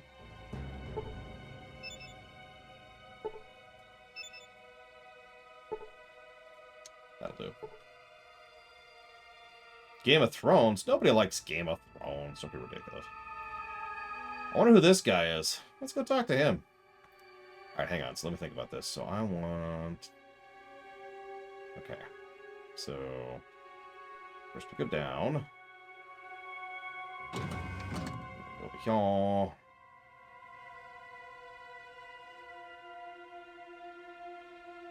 And we're gonna save. No, lots of people like Game of Thrones, but I don't.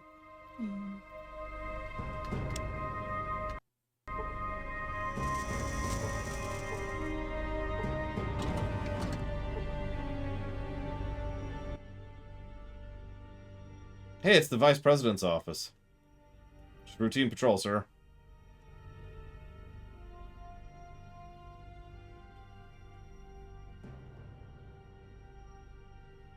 Wait, what do you mean? The better future will be a better tomorrow. What do you mean by that?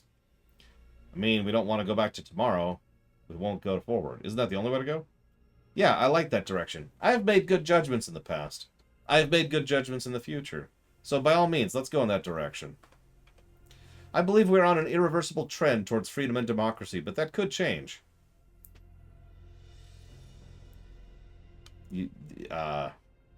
It isn't pollution that harms the environment. It's the impurities in the air and the water that are doing it. Yeah, so this guy is a low-end character.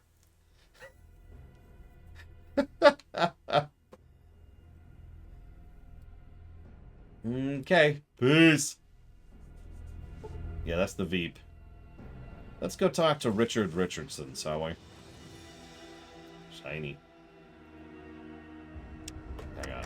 So we've got so many ways to deal with this guy. Funny thing, you actually don't have to kill him at all. I actually mentioned this earlier. I think in order to get through this, you just need the Gek, but I could be wrong about that. So actually, let me walk that back. The reason I know you have to kill this guy is because you really want the help on the final boss fight, and killing him gets you the card, which gets you the turrets, which helps in the final boss fight. Not the VP. That's funny. But we, of course, want those turrets, and we want to talk to him because how could we do this without talking to Richard Richardson? Hello, I'm the President of the United States of America, and you are... Mr. President, what are you talking about? I am the elected representative of the people. The United States does still exist. God bless us, everyone. We've just had to adapt in order to survive after the war. I don't understand. What do you mean? You really don't know, do you? Let me tell you about mankind's salvation. Please. A little history first. Go on, Mr. President. There was a great war, long before we were born. Our gallant soldiers fought from the Yukon to the Yangtze. Okay, I knew that part. We were winning, too. And then those damn Reds launched. We barely got our birds up. Doesn't seem like it helped much. Well, no, it didn't. But at least it knocked the damn Red Menace back into the Stone Age. And us with it? Well, no, not quite. You see, we had planned ahead. We were ready. We had a number of sanctuaries that would enable the glorious American civilization to endure. This facility, the vaults, were part of the great plan. But the vaults didn't work the way they were supposed to. A lot of people died. Actually, they worked almost exactly the way they were supposed to. You might call it a social experiment on a grand scale. So, this is something that always amuses me. Everybody knows the purposes of the vaults.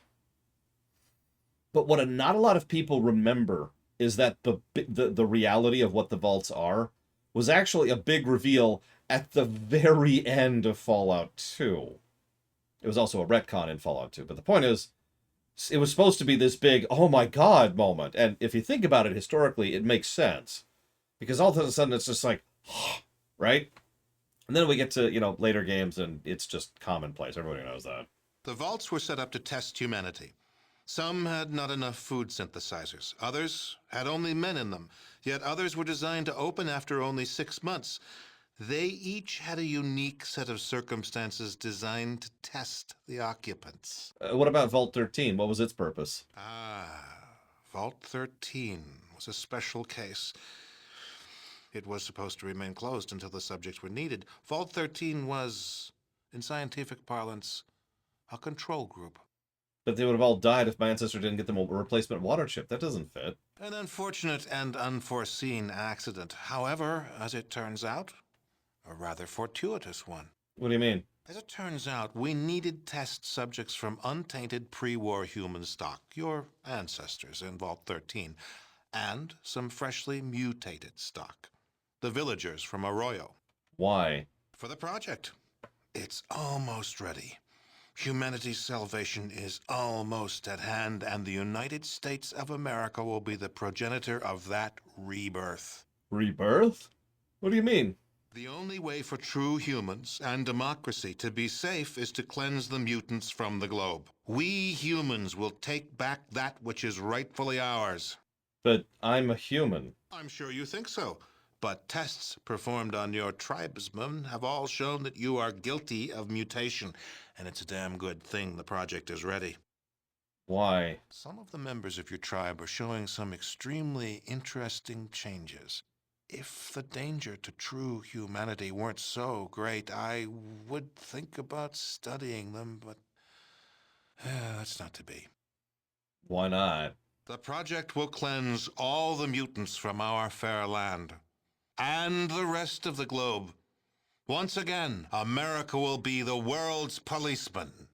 That sounds a bit drastic. How are you going to do that? We found a research facility in operational shape about 70 years ago, a former military base that had been used to research a special virus. A butterfly base, you might say. Yes, the FEV virus. It was originally developed to turn soldiers into super warriors, but it failed. The warriors were tough and strong, but far too stupid. However, our brilliant chemical core altered it. Altered it? Why? To turn it into a staggeringly effective killer. Any humanoid that isn't inoculated against its effects before its release will die. That is the project. That's insane. No, that's humanity's last best hope. That's what we've been working towards all these years. So you have this poison, but you have no way to spread it. Oh, but that's one of the advantages of the FEV virus. We can release it right here, and the jet stream will carry it worldwide. It'll have plenty of time to cleanse every nook and cranny of the globe. First of all, not how that works. Second of all, why did you have to kidnap my villagers and the people from Vault 13? Test subjects? Your villagers are all descended from Vault stock, and we had to make sure that the FEV toxin was still effective. The subjects from Vault 13 test that, and an inoculation against the FEV. You're not testing the inoculation on my people? It's hardly necessary. I'm sure we could, and it would work, but there's no reason to do so. So, tell me something, Mr. President. Did it ever occur to you that what you're doing is wrong? Never. Part of the president's job is to make the tough decisions. A lot of near-humans will sacrifice their lives for the return of humanity. Humans will prevail. You realize that just because everyone out there doesn't have an exact copy of your DNA doesn't give you a license to exterminate them. Oh, I don't relish this decision. If there was another way, but there isn't. No price is too high for the survival of the human race. If you were human, you'd feel the same way. Sir, I have never been more grateful to not be human than is in this exact moment right here. Yes, I do. Even killing me won't help you. There's nothing you can do to stop the release. Which is actually funny, because killing him will exactly lead us to stopping the release. But that's neither here nor there.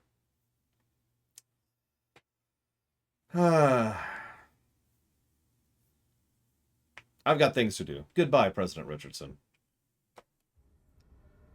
So, let's see. Where is he? Or did I already pass him? I might have already passed him. Nope. There he is, right there. Okay. So, we now have many ways to kill this guy. Let's create another save here. So, we've got the obvious method.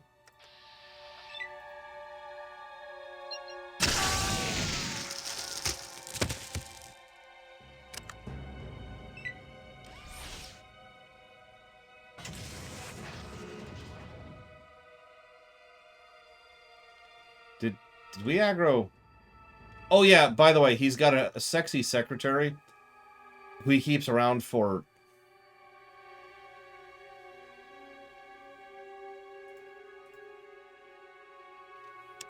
Anyways. It's supposed to be a Clinton joke.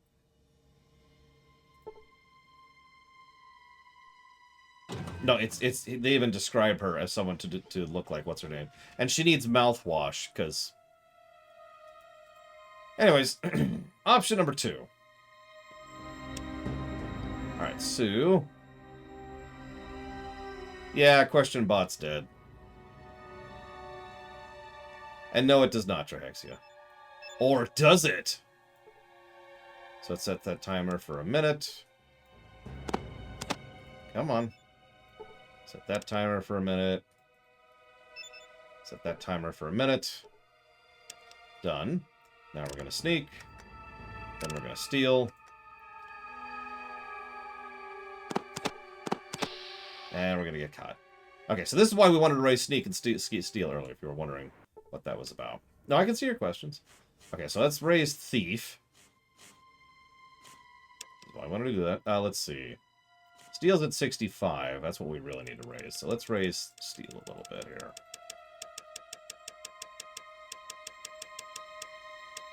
Okay. So now let's go to our inventory again. Set the timer. Set the timer. Set the timer. Sneak. Steal.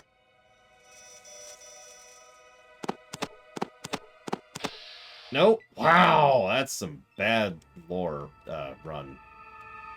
Rolls. That's some bad rolls. Okay, hang on. Let's try this again. Let's tag thief. Let's steal up again.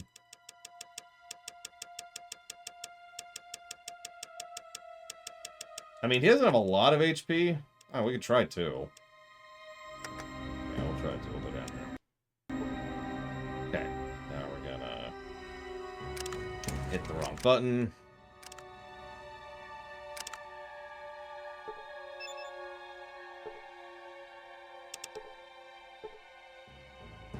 I just remember as a kid being like, why does it go past 100?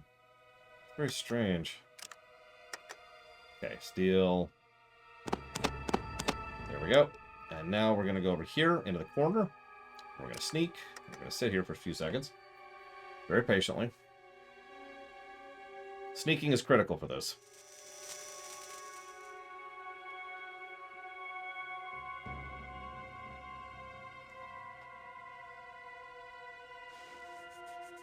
This might take a moment. Why aren't we sneaking? Why do we stop sneaking? Sneak!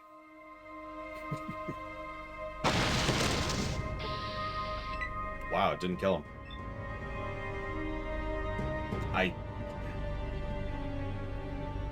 Of course, it went off early. I'm actually a little confused by that.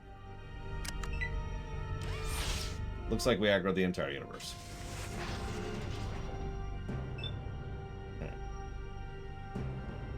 Despite sneaking. Probably because he didn't die from it.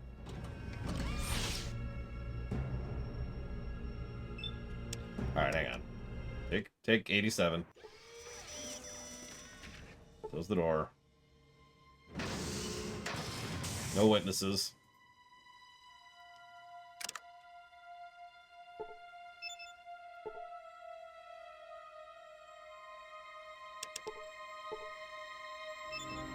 This is why we did 2, by the way. In fact, this is why we were originally doing 3.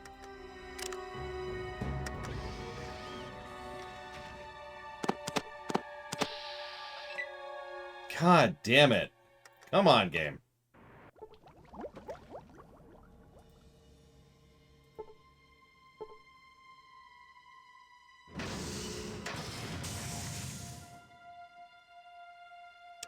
No, this is post-level up. See? Steel's at 107. Or 101, excuse me.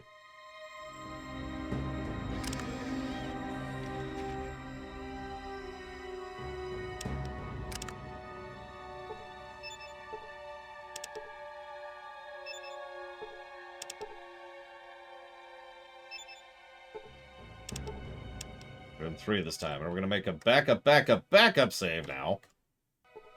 And we're going to sneak. Now that we have ticking time bombs on our person, with the door closed. God damn it, Richard. Accept your fate. Accept your... I've never had this kind of trouble doing this. This is ridiculous. Oh my god!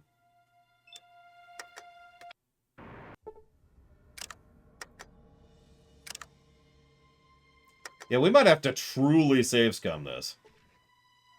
No, come on. Steal. Here you go. Okay, and then we're gonna make saves here. We're kind of in a hurry now, because we got a timer going. Okay, and then we're gonna make... Nope. Got another one down here. And then we're gonna do this, and then this. Last one. Okay. They're all in. Now, I'm gonna go over to the corner. Nobody can see us. Sneak. And wait here.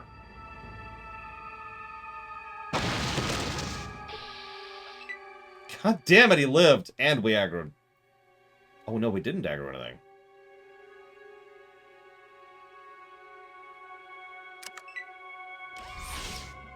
Okay, now we aggroed stuff. Damn it.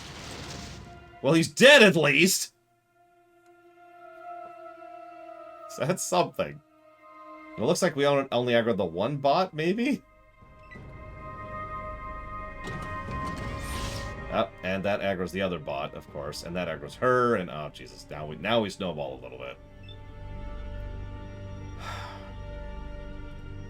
Okay. Let's,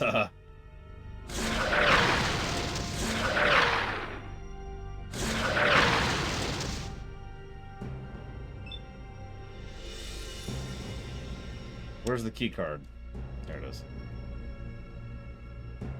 Where's the... Oh god, it's behind the lectern. My god, it's behind... I can't see it. I can't see the key card!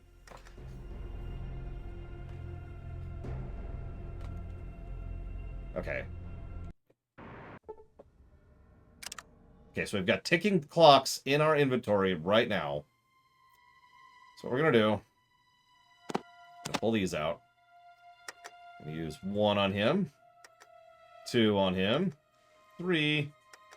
4, 5, 6, 7.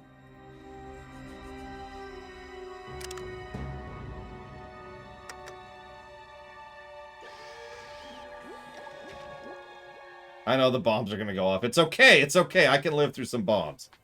It's fine. It's fine. It's fine. I can take a few bombs. Oh, yep, I got this. I'm still sneaking. I'm still sneaking. Everything's fine. Everything's fine. We got a third bomb that's gonna go off in a minute. It's exploding silently in the corner. Don't mind me. I don't actually remember how long we gotta wait for this to happen. Like, can I literally wait? Oh, there's the third one. There's the third one. Still sneaking. We can wait. Hi, Cord. No, I had some Chipotle time lost. And I didn't have my Chipotle away.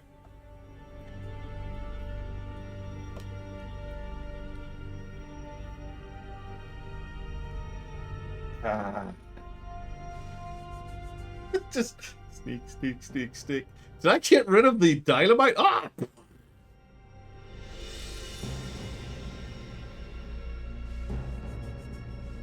2 minutes. Okay, 2 minutes. We got this.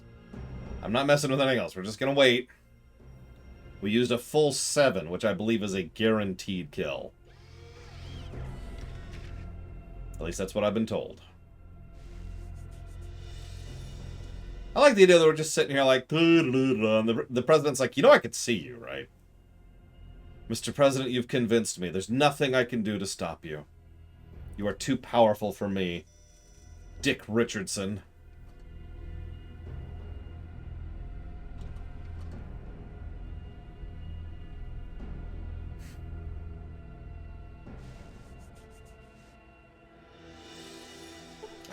Oh, he's dead. Oh my God. What happened? He just fell over. I didn't see. Oh my God. Poor old man. His heart wasn't in it. All right. So anyways, so, oh no, the president's dead. We're going to pull a save up here. Having successfully stealthily killed the president. All right. So now we got to blow up everything. So we're going to go this way.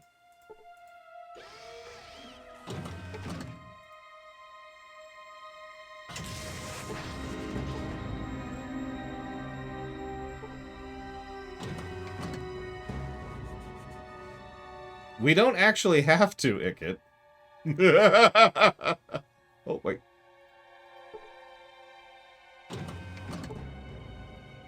It's not him? Okay. Who's the scientist then? Well, there's only one other scientist here, so it's gotta be him. I thought it was him. Whatever. Yeah, I can handle 3 explosions in my backpack. Surely you guys can handle, you know, one dinky little explosion. Hi! Lieutenant Charles Curling. I'm not who you think I am. I'm Walker from ROU. We've got something to talk about. I don't know how you escaped your cell, but don't think we have anything to talk about. That's where you're wrong a couple of times. Who are you and why should I talk to you? Well, I need to talk to you about saving thousands of lives. I don't see this much need to talk about that with a mutant. Soon the real humans will retake the planet for their own.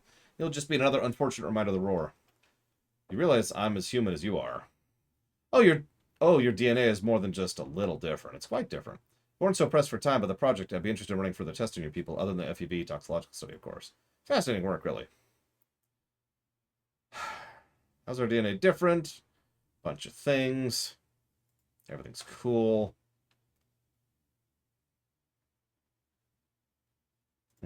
Conclusion that you and all your kind are no longer human.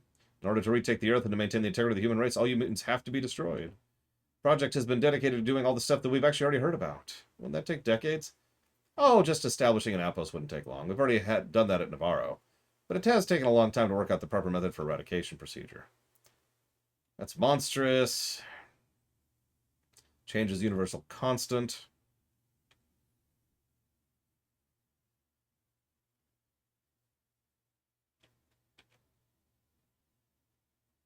I hate to admit this, you might be right. What I've been planning isn't just right. I was so blinded by trying to overcome the obstacles, I didn't think about the morality of my quest. You should destroy the toxin. It wouldn't work. No, because they'd just start over. Even with me dead, they have enough data.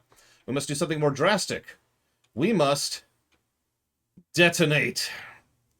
Kill everybody. Destroy. So he's going to release the virus into the rig. He's going to inoculate me. Thank you. You should leave as soon as possible. Yeah, so, thank you for the information. Your sacrifice will not be forgotten. And when the stars threw down their spears and watered heaven with their tears, did he smile whose work to see? Did he who made the lamb make thee? You're a brave man, Doctor. We now have a ticking time bomb. Literally, I suppose. So now we're on a little bit of a timer. Timer. I'm going to go down here with a save. Now we need to get the hell out of Dodge.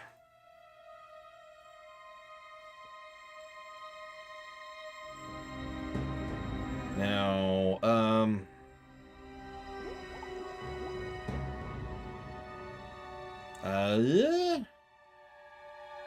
no, we're not releasing the tribe. We're going to deliberately get them all killed. Because I'm evil! But for real, my lungs are burning. My throat's bleeding. Very natural things to say. Yeah, I think we don't have to set off the reactor. Horrigan does it, doesn't he? Like, once we kill him, he's like, oh, I'm taking you with me, and he blows up the whole thing, right? I have no memory of going specifically after the reactor, which is why I mention it.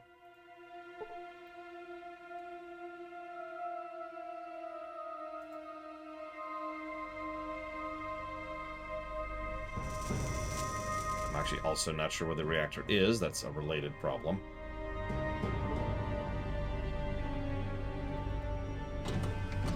Yeah, well, that was a few days ago, Evo. We've given into the dark side.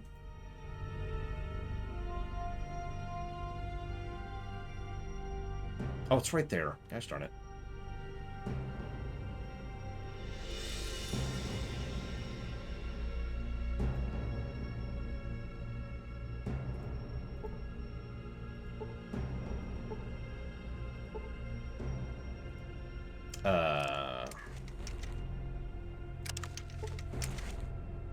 Oh, absolutely, Lothario.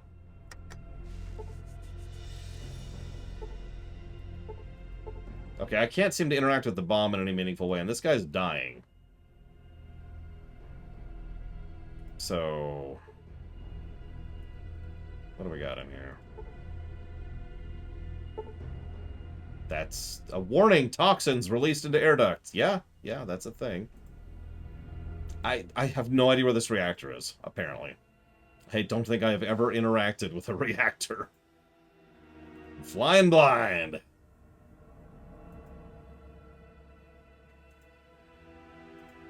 I also feel like this is the wrong way to go while we're on the subject.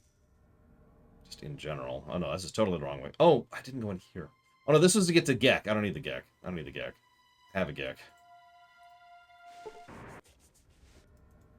Okay, hold up. So where's the way up? That's up here, I think.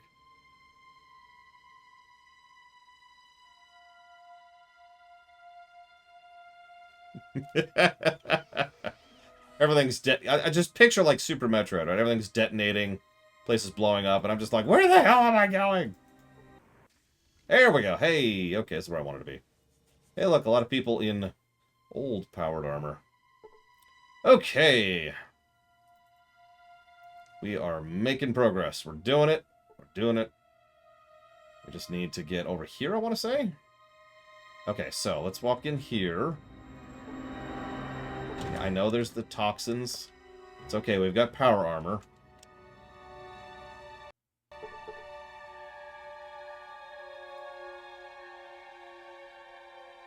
I don't understand that question, Elizar.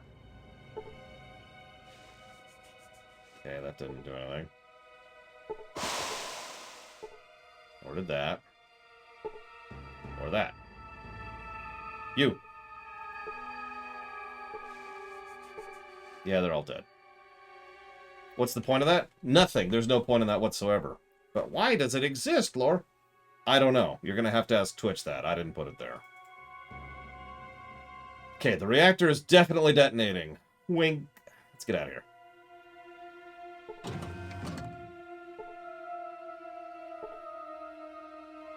How do I get over here?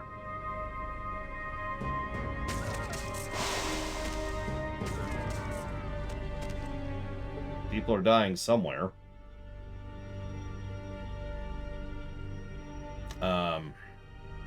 I am lost. Ah, there, that person died. Most evil choice I ever made in a video game.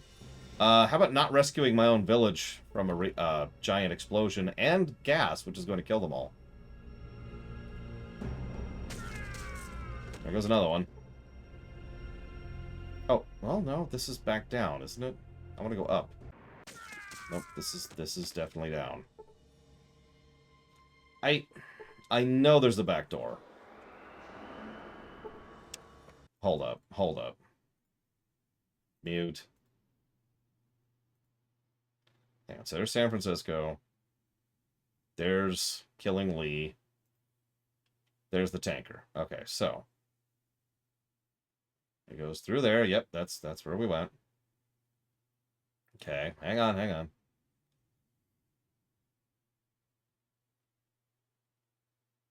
Yep, goes through the room of hell. Gets the Gek we don't need. Because we already got the Gek. Yeah, but I never actually went through with that cord. I rewound that. So then we go... Hang on. I mean, since we've already alt-tabbed, I'll fix question about. There you go. It's going to make the upcoming battle really terrible since we alt-tabbed, but here we are. Okay, so then we go in there. We talk to the president. We reverse engineer some bombs onto his face. He dies. We get the key card. We go back up here.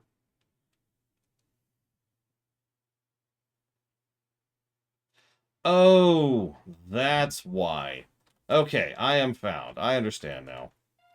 All makes sense. Okay, let's rewind to before we convince the scientist. Okay.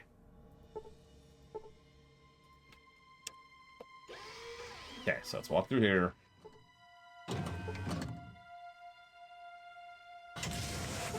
Then we go upstairs. I wonder I was getting screwed up. We did a step I've never done before. Or rather, I didn't remember doing. We need to talk to that guy. It's no timer now. Everything's just cool. We could even rescue our people if we wanted to. Hey, what's up? Blow up the reactor! Yeah, shut it down or else. Just shut it down or I'll gut you like a fish. Okay, okay, jeez, I'll shut it down. Shut the damn thing down. Okay, okay, got it. There. Now, I gotta be going. Just keep quiet in here for a while. Peace. Now, we have 10 minutes until the place blows up.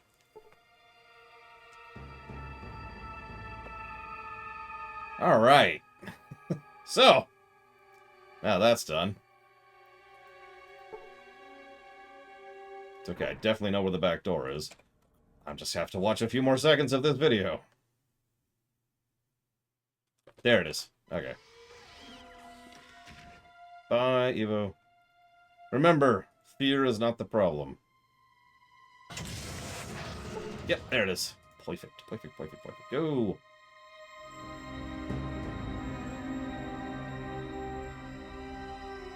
We're still not rescuing people. Screw them. They deserve to die. For constantly interrupting my life with dreams. Okay, so are we where we want to be? Hang on. Where am I? I'm actually a little turned around. Again. They deserve to die, Vligand. What do you want from me? This one. And then... Yep, that's where I want to go. So we need to get here.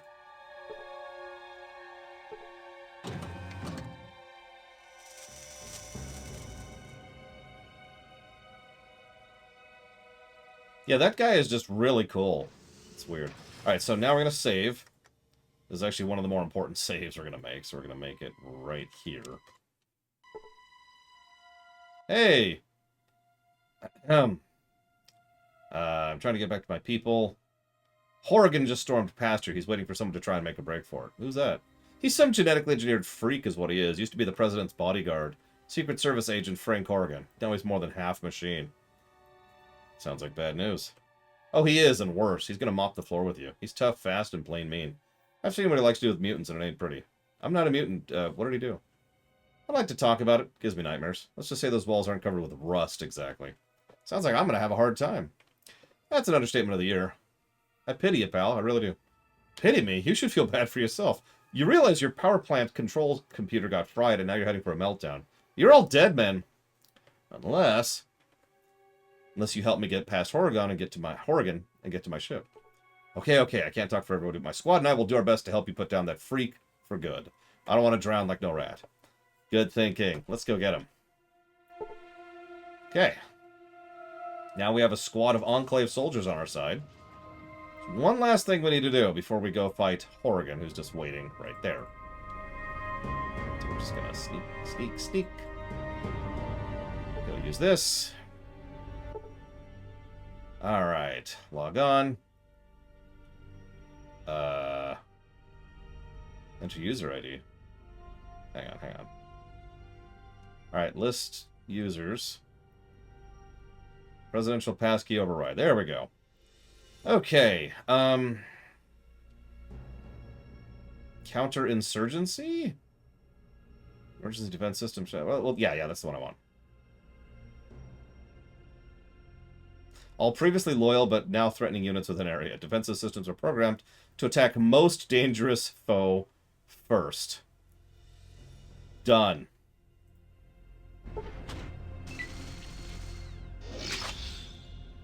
And now, well, shoot, I should have saved. Hang on, we save back here. I don't want to deal with that, so hang on. Let's exit the game entirely. So you can at least enjoy this.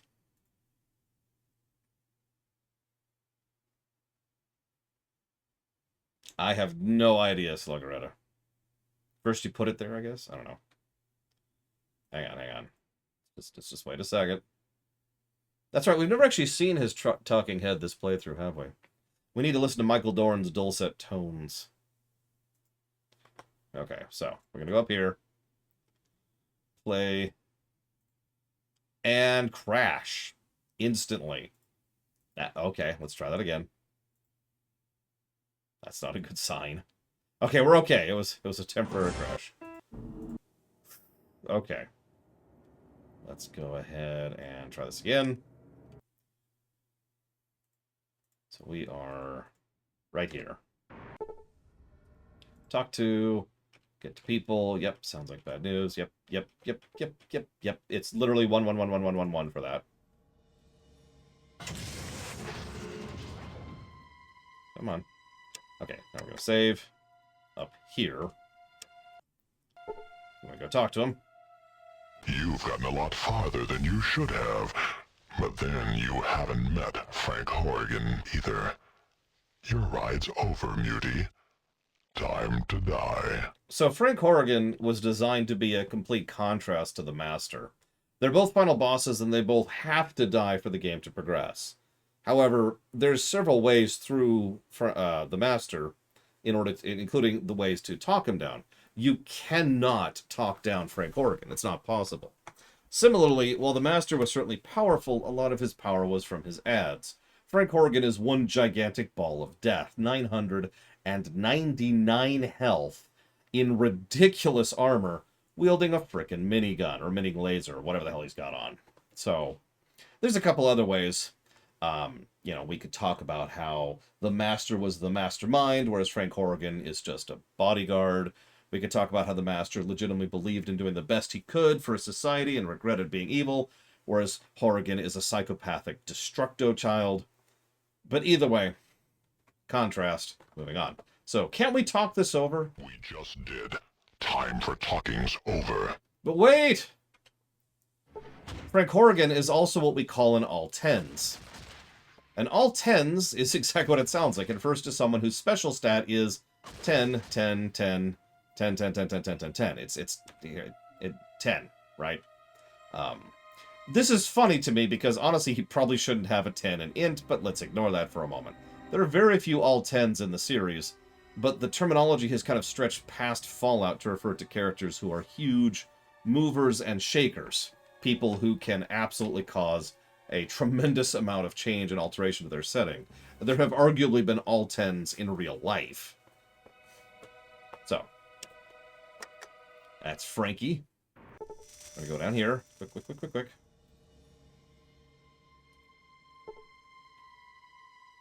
And then log on. List users, override, counterinsurgency. Yes, go. And now, we're going to have a latte. Ladies and gentlemen, I do hope you've enjoyed the Fallout 2 run. I know it's been terrible. I know that you all hate it.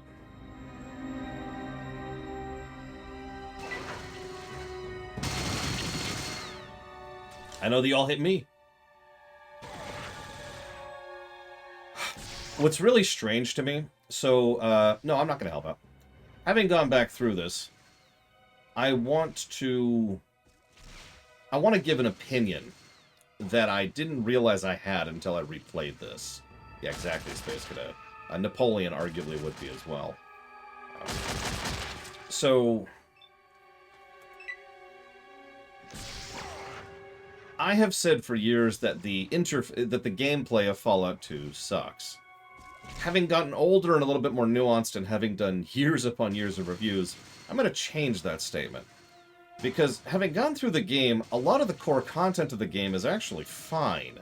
In fact, during the lunch break, I bothered to sit down and count it out. How many... Yeah, I'm just going to tell you, because I was trying to figure out how many of the negatives were for things I considered to be part of the interface. That is to say, things that made the game unpleasant to play, but weren't necessarily bad in terms of core content. And I'll just tell you the answer right now. It's 24. Now, I stand behind all 24 of those negatives. Playing this game is like ripping my teeth out. But that's the mechanism of playing the game, not the content of playing the game. And that's why I can't just say the gameplay is bad, because there's actually, as the pluses over here show, quite a bit of good gameplay in this game. The nature of the quest flow and design, the overall design, a lot of the options, the tremendous amount of options that are given, there's a lot of really cool stuff on display here. See you around, Elizar. I know that Django is going to hate me for saying this, but more than ever before, I really do think Fallout 2 could really use a proper remake. Even if all it did was change the mechanism of playing the game and left the core content alone.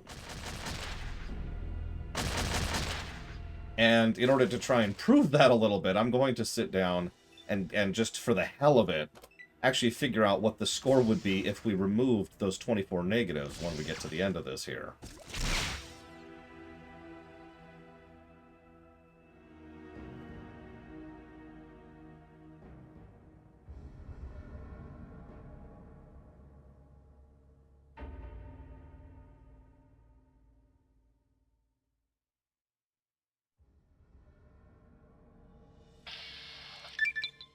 And... You... Hang on. Almost dead. You haven't won here. You and your muty bastard friends are gonna join me in a big ol' mushroom cloud send-off. I just triggered the self-destruct. The work will go on. You didn't do nothing here except seal your own death warrants. Duty. Honor. Courage. Semper Fi. Now, I'm also going to give a really quick opinion. I think Frank Horrigan is misused. Oh, right.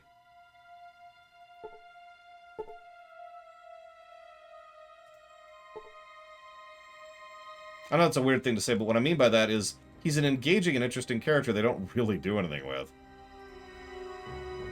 Okay, I don't remember how to open the door. Never mind. And time.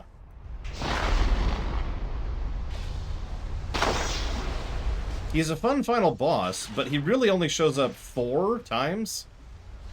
Twice is, like, optional off-camera stuff. Once with Matthew and once with Vault 13.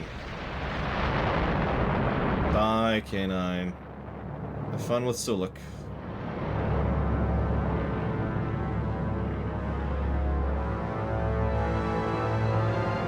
Horrigan has been memed on for years since. He's kind of got a bit of the Darth Maul problem. Memorable, very poorly used. At least in episode 1.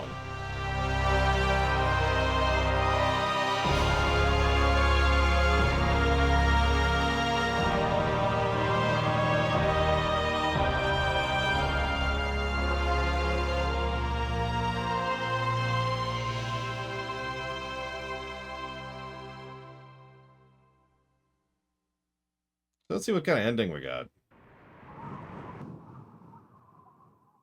After the Enclave's destruction, the refugees of Arroyo and Vault 13 resettled, building a new community with the aid of the Garden of Eden creation kit. Finding themselves hundreds of miles from their vault, the members of Vault 13 chose to join the villagers in establishing a new community, and their technical expertise, combined with the villagers' survival skills, allowed the new settlement to grow and prosper. How did they live? 2 generations of the same bloodline were reunited, and their savior, the Chosen One, became elder, presiding over the village in the years to come. I deliberately didn't save them. Relations between the Slags and the residents of Modoc flourished. Between the two peoples, Modoc prospered and became a major farming community, supplying all the outlying regions with food. With Metzger gone, slavery disappeared from the area. Becky's casino bar grew quickly, and Rebecca Dyer's reputation as an honest casino and bar owner brought her the business needed to buy out her competition and expand. The den flourished, and it soon gained a reputation for being a tough but honest community. In the years to come, Vault City suffered greatly from raider attacks. Yeah. Eventually, the situation grew so desperate, the citizens were forced to request aid from NCR. Within a month, a large detachment of the NCR's military was stationed in Vault City. The military presence quickly became an occupation force, and Vault City became the first of NCR's border territories. Sucks to be you. Less than a month after the Enclave's destruction, a mob war broke out in New Reno streets. Between whom? Whites, armed with an arsenal of weaponry that dated back to the pre-war years, leveled the casinos of the other families with rocket launchers. The mob war was clocked as lasting a little over 43 minutes, and when the smoke cleared, half of New Reno had been demolished. I thought we had, actually. It is commonly taught that the Wright family were the founders of New Reno. Okay, whatever. Though a murderer had been found and punished, the true identity of the man who had killed Mr. Wright's son was never discovered. The murder was never spoken of again, and became a closed chapter in the Wright family history. Optimizing Gecko's reactor created a power surplus in Gecko. The Vault City Council, unable to expand because of their limited power supply, yielded to internal pressure and was forced to take over Gecko to control the reactor. The peaceful ghouls of Gecko became slaves and spent the rest of their lives serving Vault City. What? The gold-producing town of Redding soon found itself in the unenviable position of a scrap of meat being torn by 3 jealous vultures. Sooner than many would have expected, there was nothing left of the scrap that was once Redding. For Vault City, New Reno, and the new California Republic had laid waste to what was once an area of plenty. Nothing now exists but the desiccated husk of what was once Redding. I'm okay with that. Shortly after your last departure, the powder keg of racial tension in Broken Hills exploded. Racist humans fought against mutants, ghouls, and humans who sided with the mutants. The few survivors of the battle destroyed the mine, ensuring no one else could profit by it, and disappeared into the wastes. Your help with Vault 15 launched the New California Republic's push to civilize its neighbors. Though there were many more obstacles to overcome, the NCR now had a foothold into the northern wastes. As it should be. With the support of the New California Republic, the Vault 15 squatters soon became self-sufficient and productive members of society. Yay. By eliminating the death clause of Vault 13, you banished yet another species of the realms of extinction, proving once again that genocide is a viable solution to any problem. The Shi flourished, creating a botanical scourge on the radiation surrounding their beloved town. Though this vine could not grow in other soils, the Shi took care to nourish it in their lands. They continued to grow in strength and prominence, forming the basis of a new empire. As for the tanker vagrants, well, as vagrants do, they drifted on.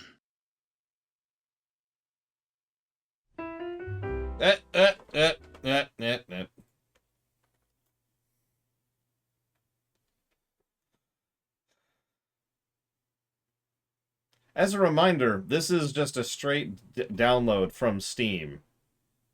So I didn't reach out and deliberately install the mod whose credits you are now currently looking at. I just want everyone to be aware of that.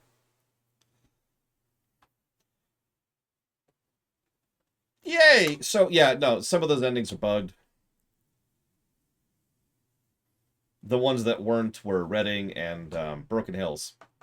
The ones that were Gecko and Vault 15. Oh, how to get question bot working? A huge amount of work setting up a custom real-life company, which I could then route through Google in order to properly take and archive the questions. And then having the bot be actually authorized as an employee of that company in order to be able to gain access to it. It was a huge hassle. Getting question bot working was a colossal pain. There's a reason it took months to do. It was a thing.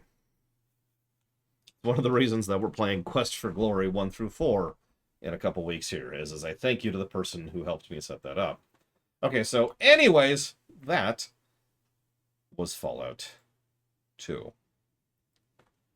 I should probably shut down the guessing game. Not that not much has changed.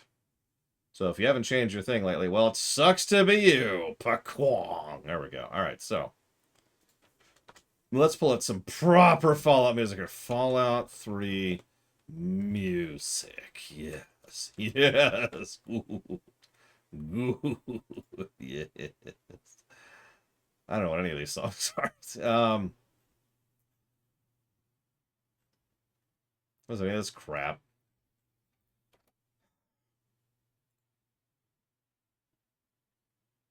Yeah, you can also keep playing the game afterwards. I mean, the only negative I could give this game is, and I was actually thinking about this, is for being juvenile. I sound harsh when I say that, but that's because I am being harsh when I say that. The game is juvenile. It leans far too heavily into just weird, gross humor, or like just throwing sex all over the place to a point where I think it actually detracts from the narrative.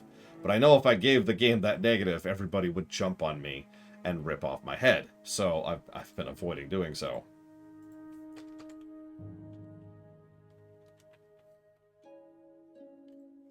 And I mean, I guess I don't really need my head. I guess it's something. Thoughts on the British Empire? Yes! What's the hotkey to rip off my head? No, see, the porn star quest isn't even like that. Like, if you haven't been watching the game, you don't actually know what I'm talking about. I don't mean that as a negative. I mean, because you're asking me to point to one specific instance, and the problem is it's a non-stop undercurrent. I'm just going to do it. I'm just going to do it, and the haters can hate. Let's put this under writing. No, let's put this under atmosphere. No, tone. Yeah, no, atmosphere.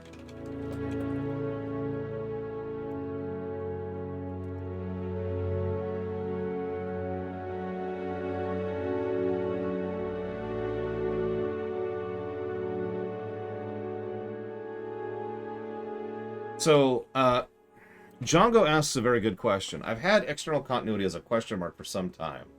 Not because it's a question whether it's a positive or not. The question is, how many positives is it? 1? Yeah, sure. I'm not sure if it goes past 1, though.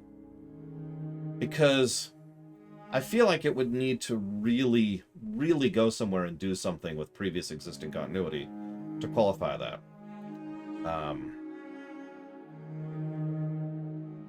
So I would go with... If it makes you feel better, I was this way when I was a kid, too, Dragul. I've always been this way. Now then, hang on, let me go here. Today, on the great theater cocktail... sorry, what? Honestly, I'm only feeling 1, but I was willing to hear out arguments about that. Before we go any further, usually I offer a question to the chat, and I say, how replayable do you think this game is? However, I'm not going to ask that today. External continuity sounds like exactly what it has. So, it's the exact definition of external continuity is how well something uses stuff from outside the game to enrich and enhance or detract and pull away from the quality of the narrative of the game in question. So, Mass Effect 3 would be a game that got a lot of external continuity negatives, for example. But there are plenty of examples where external continuity is actually a positive. And it doesn't have to be in a game series as well. TIE Fighter would be a good example of a game that would be external continuity positive because of how it follows through on Star Wars in general and on a few specific things, like the Battle of Hoth in specific. So, that's external continuity adding to the work in question. Make sense?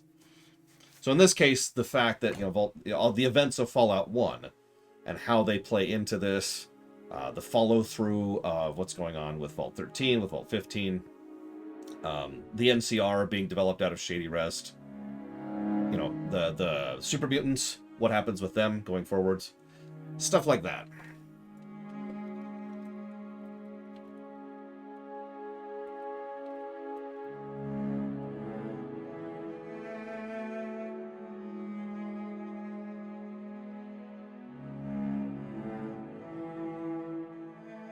That's a good question, Jonko. That's exactly what I'm asking. It's kind of vague on purpose. But the reason I'm not asking you about replayability is I'm just giving the game 2 replayability pluses. Now, I'll never play this game again. You couldn't pay me enough to do that. But the game absolutely does deserve 2 replayability pluses, and so it's getting them.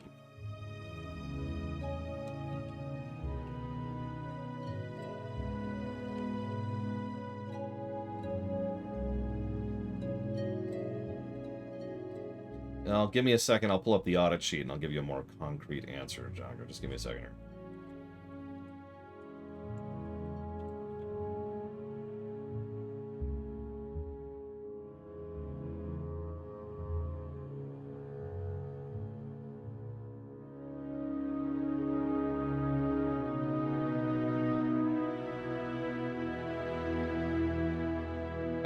Okay, so let's move this over here. Let's get blinded temporarily as we pull up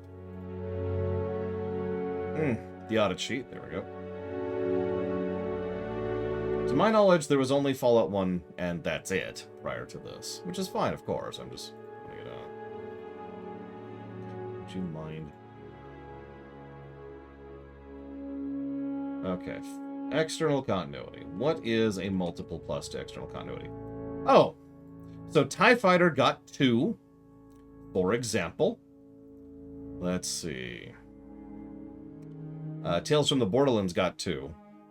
And that's a really good example of 2, actually. And that's it. Those are the only 2 we've ever given 2 positives for external. We've never given something 3. So that's cool. I'm feeling 1 definitely, but I don't think I'm really feeling 2. And I think I've just answered my own question. So...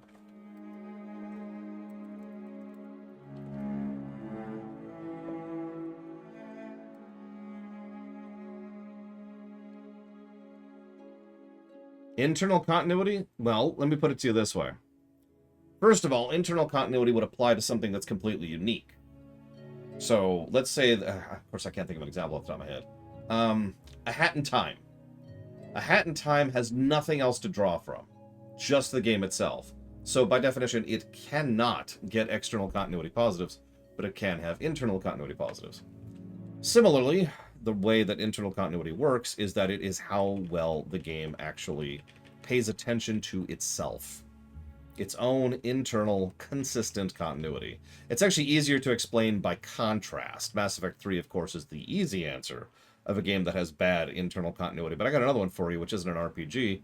Call of Duty Modern Warfare 3 is a game that has terrible internal continuity, and therefore would get multiple negatives for it, because the game cannot keep its own lore, its own story, straight.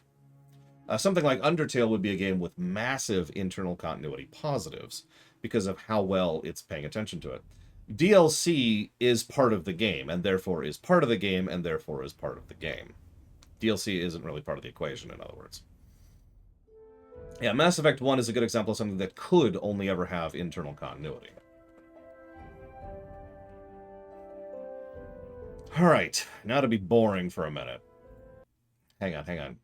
Django, quick, what's your favorite song from Fallout 2? I'll throw you a bone here.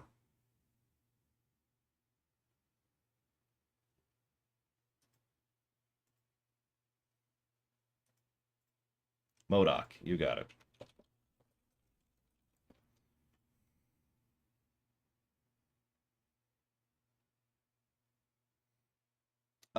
So Lufia 2 would get the external continuity because Lufia 1 exists in a vacuum, Ross. Lufia 1 cannot have external continuity.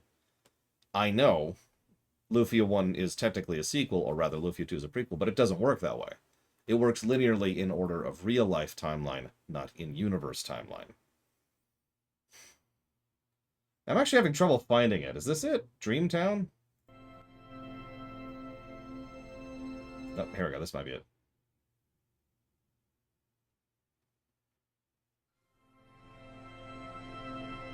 It's the same damn song. Whatever. If this isn't it, whatever.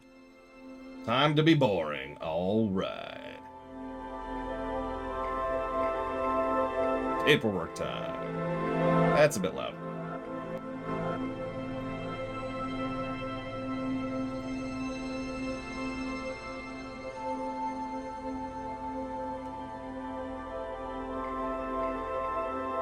We did, in fact, give a negative to God of War 3 for external continuity.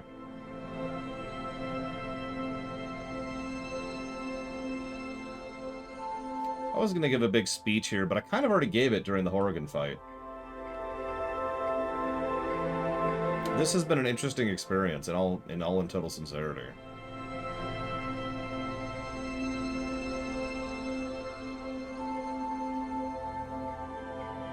If you wanted to give me my final thoughts on both games, Fallout 1...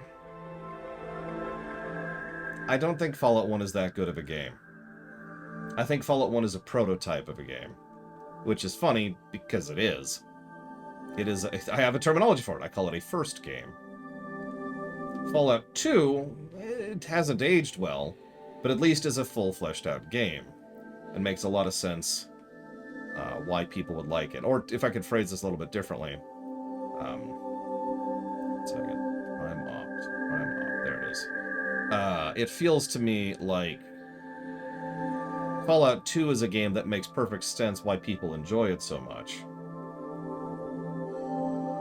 To me. Like if you said, I like Fallout 2, I'd be like, yeah, no, that makes sense. But if you said you like Fallout 1, I'd look at you weird. No offense. However, most of the people I've heard telling me about this game, and especially mentioning why they prefer Fallout 1 over Fallout 2, all universally mention not only the story, but the atmosphere. And that is something that I do actually understand. That makes perfect sense. lots of people, the tone, the vibe of the two is completely different. And that again, different teams, right? Yeah, of course it's a completely different vibe and tone. Yeah, post versus post-post. Duh, right? I'm with it. Makes sense. But I will say, and of course this is just me being me, but you know me, and I like to take into account things like gameplay. Sorry, this is the 5-1, this is the 5-1, yes. So while I absolutely understand from the storytelling perspective, for me, I think the improved gameplay definitely shoves Fallout 2 forwards.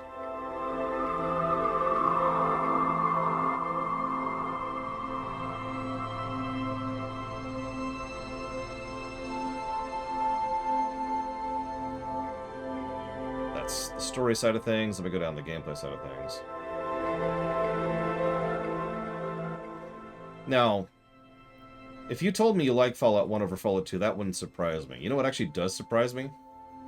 How many times I hear that.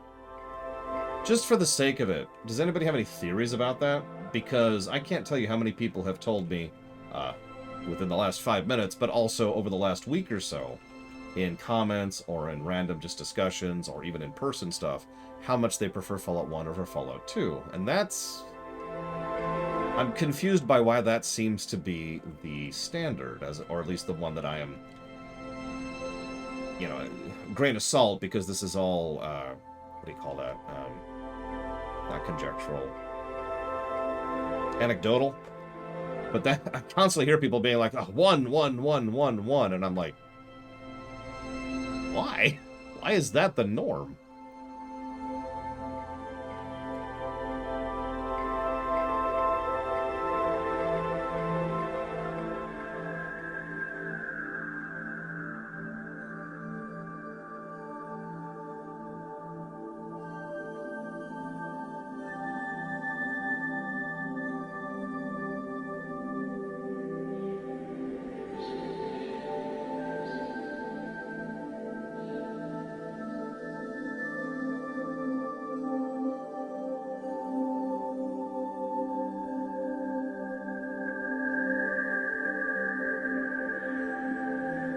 Also doubly weird, because last I checked, 2 was the success story of the series. The one that really put Fallout on the map. The Resident Evil 2, if you will. I suppose there is no good answer. It's just something that weirded me out, and I just wanted to kind of throw it at people and see what they thought. That's all. Now that, see, what Time Lost mentions is actually a very valid point. Fallout 2 not only has a lot going on, but a lot of it has time-sensitive stuff, and a decent chunk of it is mutually exclusive. Fallout 2 feels like a game that plays a little bit better if you have a guide telling you your options. Because there's a lot of them. I like a lot of options, that's just my preference, my style. But there are a lot of options in Fallout 2, so I could see that.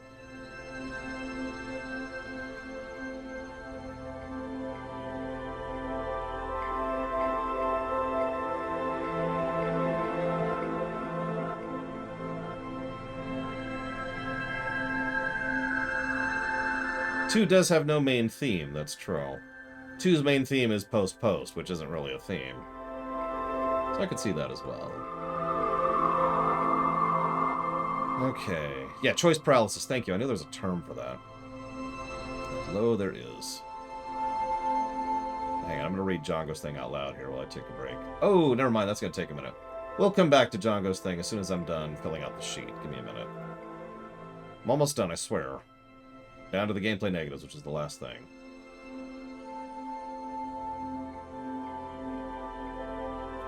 Scroll down a little bit.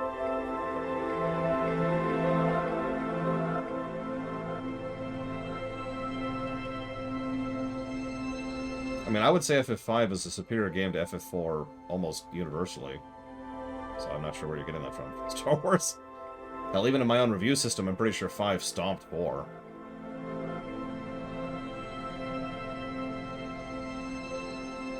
Had one of the highest gameplay scores I've ever given a game ever, in general.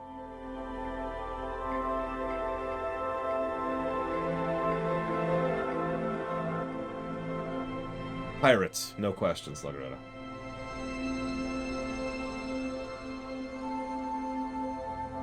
quest log, map.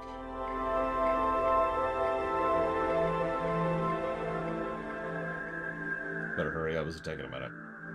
The song's already looped several times. Gosh darn it, I'm so stupid. That's true, FF5 also has the best job system in any game ever, honestly. Hey Yada, welcome back.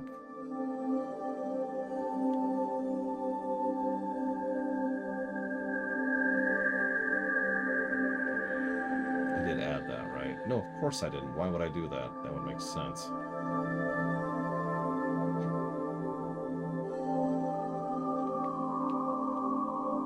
I mean, let's be real. No, let's be very blunt about this. I actually know exactly why FF4 is the popular one. It's because it's the first Final Fantasy game. While FF1, 2, and 3 exist, they are all prototypes of what a Final Fantasy is. But Final Fantasy IV is seminal Final Fantasy. In fact, there's a reason I tend to recommend people start with that. It's because it is what defines a Final Fantasy game. It was the one that actually said, hey, this is what Final Fantasy is. And naturally, it came out in the wake of Dragon Quest III, which naturally led to everything exploding, and yada yada yada. The only other FF with even close to the level of popularity of 4 is 7, and 7 actually is popular for completely different reasons. I'm sorry, I'm trying to find something. Give me one moment. Did I put it under core mechanics?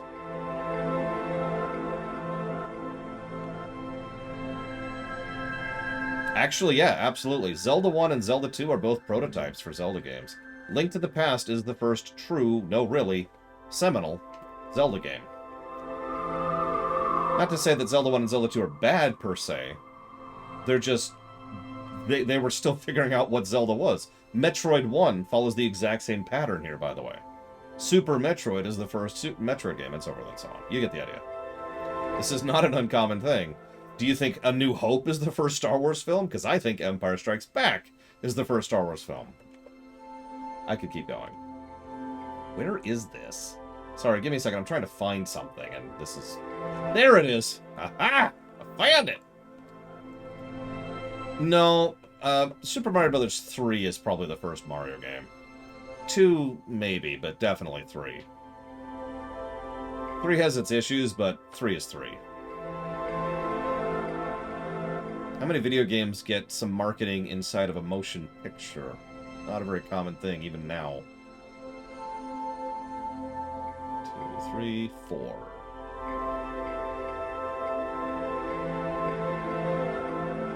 Yeah, don't mistake me. Super Mario Bros. 1 was a game changer in so many ways, it's hard to even properly understand it from a modern perspective. Super Mario Bros. 1 changed video gaming as a concept. But Super Mario Bros. 3 is the first game that really said, this is what we can really do with a Mario game.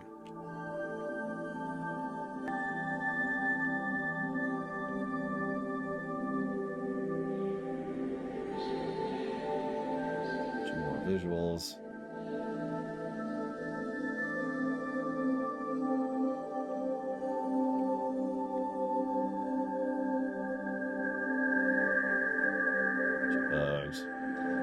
Well, yeah, honestly, I would say Fallout 2 is the first Fallout game. It's the game that Fallout 3 most closely aped, for good and for bad. It's funny when you think about it. But more to the point, I find myself wondering what Fallout 2 could have been if they had been given more than, what was it, 11 months to make this game? Oops, wrong thing.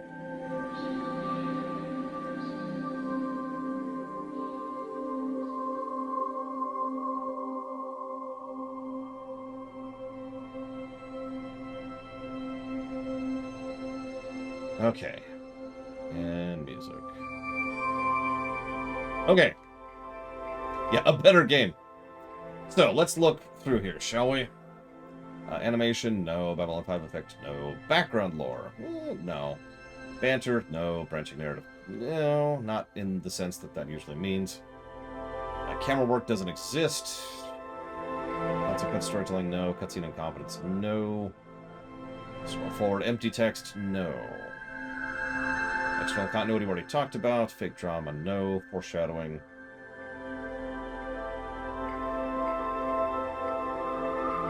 I'm gonna say no. Integration, no. Intro.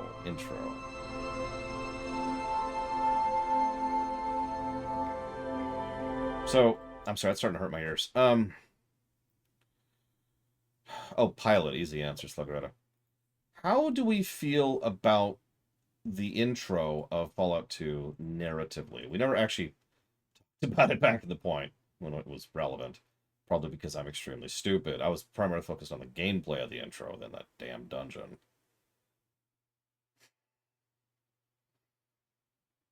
Because being a sailor means being cramped into a tightly enclosed space with lots of other strangers in very close area to you. Yeah, what's the narrative of the intro?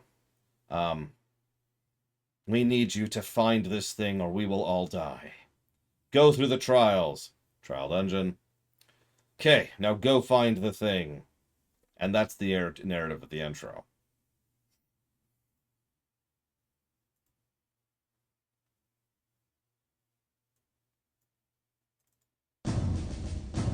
There we go. Much better music.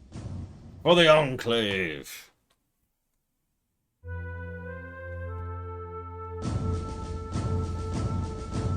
Man, I have always been extremely stupid. One of these days, I'll overcome that by conquering the world. But until then, you know...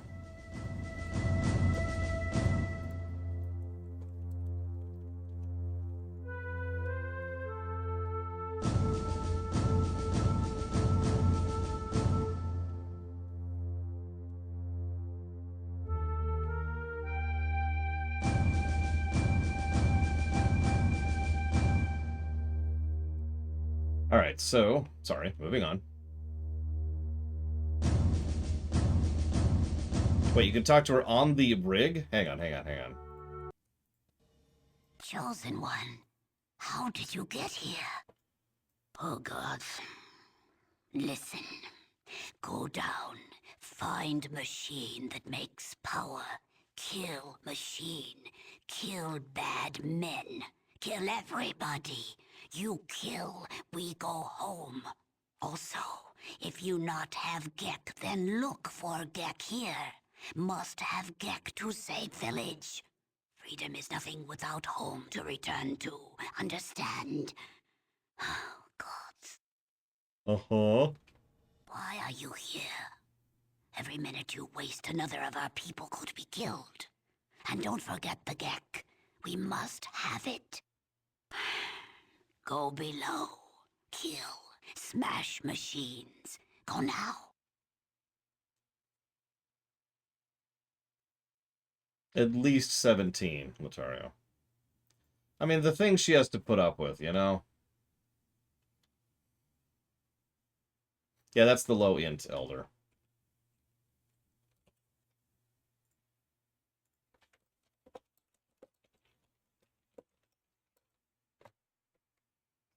Okay, that's everything, which leaves us with a net plus 25 to story. Much better story, Scrum. You know, Star Wars, I've said this 3 times today, so forgive me for my tone, but did you know that I have a website where you can go and see exactly what we're playing in what order? And while you're there, you can also see, type in !next into chat, and that'll give you a direct link to it. You can see exactly what we're playing next. It'll be tomorrow, of course.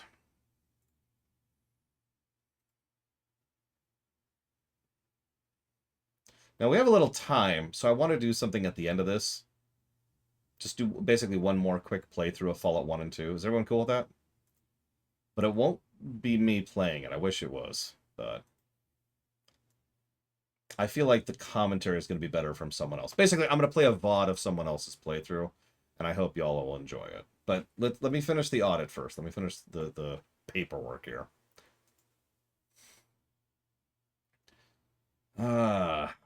Music. No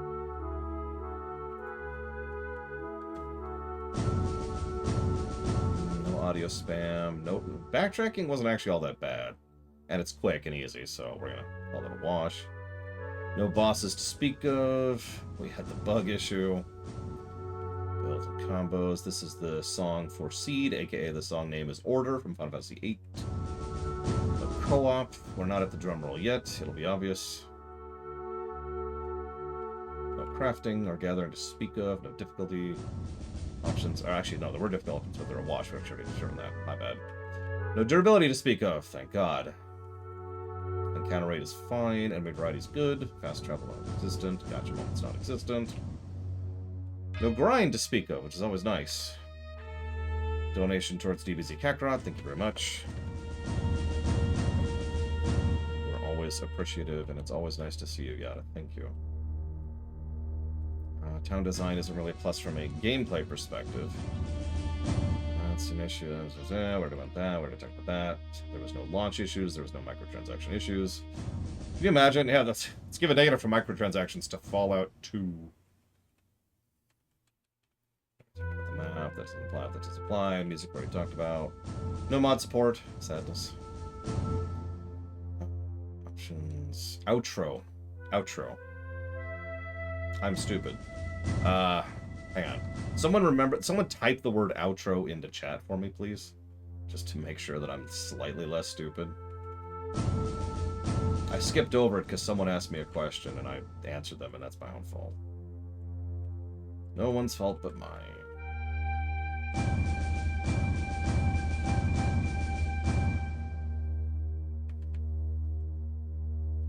That doesn't apply. That doesn't apply. Skippable, that's not an issue, that's not an issue. Okay, sorry, so the reason I asked you to do that is because I literally skipped over something when doing the audit. So we're not actually done with the story yet. Skipped right over it, it was right here. We need to talk about the outro, narratively speaking. So... I don't know, I'm not super impressed with the outro narratively. I do think it's not terrible. I don't think it's negative worthy. But I struggle to call it a positive. Does it help that the ending slides, some of the ending slides are literally bugged? But also, I don't know. The big thing that's making me debate it, and the one thing that would push it into positive territory, is Richardson himself. What do we think about that? Because he's the bright point, I'd say, narratively, in the outro.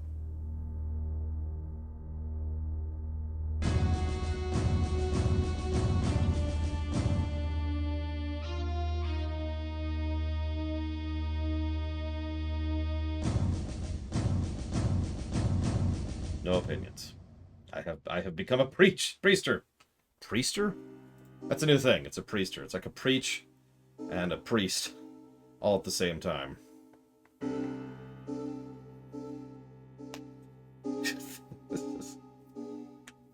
He is Star Wars. He is everything evil.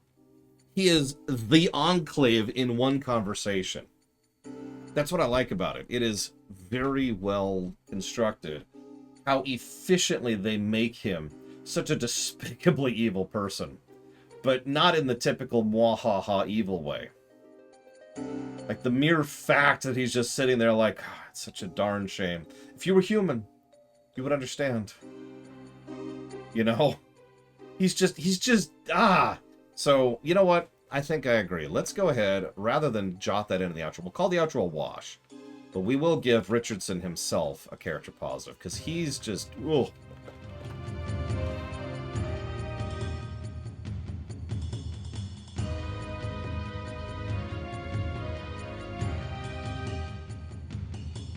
Well, you see, Blade Taval, my DNA is fundamentally different from the other from true humans.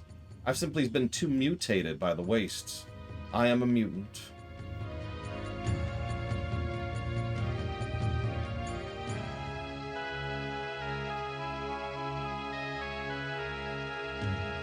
So yeah, plus to him, so that's going to push us up to 26 story positives. I know, Latario. I know. Let me jot that down under another character plus. That's several. Okay, so The reason this is really relevant is because gameplay-wise, I actually do rather like the outro. Let me think about this for just a moment. Because, the outro, Richard Richardson, Elizar.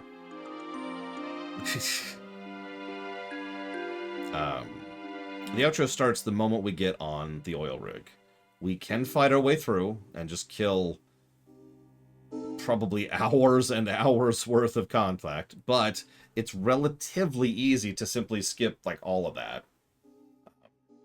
So we can walk our way through. We can talk to the guy to release the virus. We can we have several ways to deal with the president, many of which don't even involve death or aggroing things. I only actually shut off one way to kill him without aggroing things because I kept failing at the other. I believe there's actually a third, but I'm not actually 100% sure about that. Then there's the fact that we have multiple ways to blow up the base even before we go after Frank Horrigan. One of those ways actually unlocks the back way, which allows us to sneak through there. And I don't know, I'm feeling a positive for the outro, probably just the one, because I overall like the design of the rig in more or less the same way that I like the design of the cathedral back in the first game. There's quite a few options, and pretty much all of them are viable, and whatever build you've been doing up to that point, there's probably something you could do to get through the last dungeon in a satisfying manner.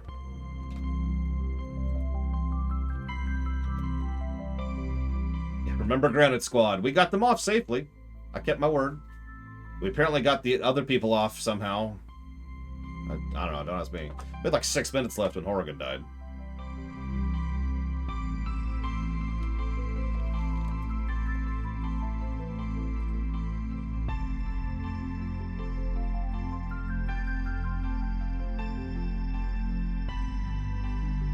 We left the Elder. The Elder was like, "Oh, about time." And we just whapped her on the head once she says like, "Huh?" We slammed the door in her face and walked off.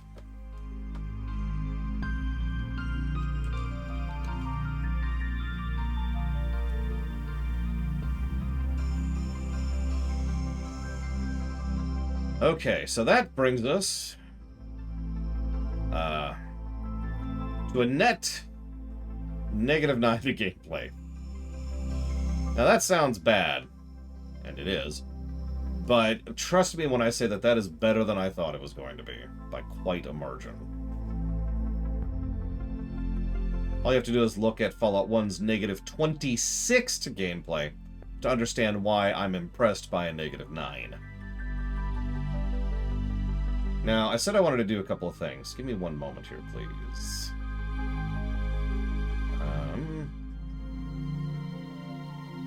Let's get our number first and foremost.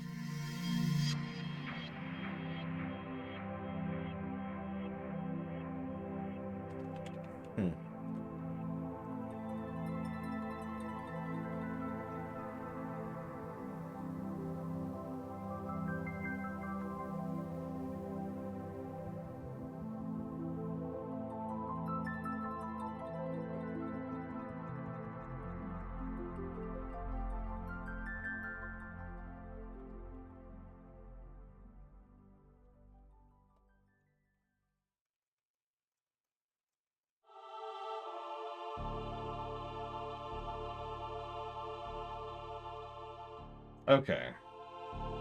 So first I'm going to do a bit of an experiment. Let's assume for a moment that... Wow. Let's assume for a moment that this game was magically made now. Gets a proper remake. None of the core content has changed at all. Okay? So all the quests, all the dialogue, all the function of the game is different, is exactly the same. The only thing that's different is all the interface issues I had. So we take those 24 negatives to gameplay, we throw them out the window. Under that artificial scenario, this game would be a net golden number of 107. For those of you who don't know, that's a very good score. That is above a good game.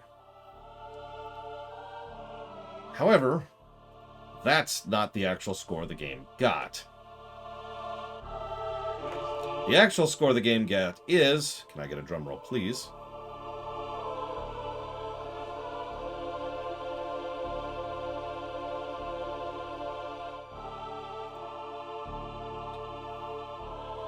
$39,000. 0.44. Net positive, better than 0, below average. And honestly, I stand by that. That fits perfectly with my overall impression of the game. This is such a frustrating game to go through.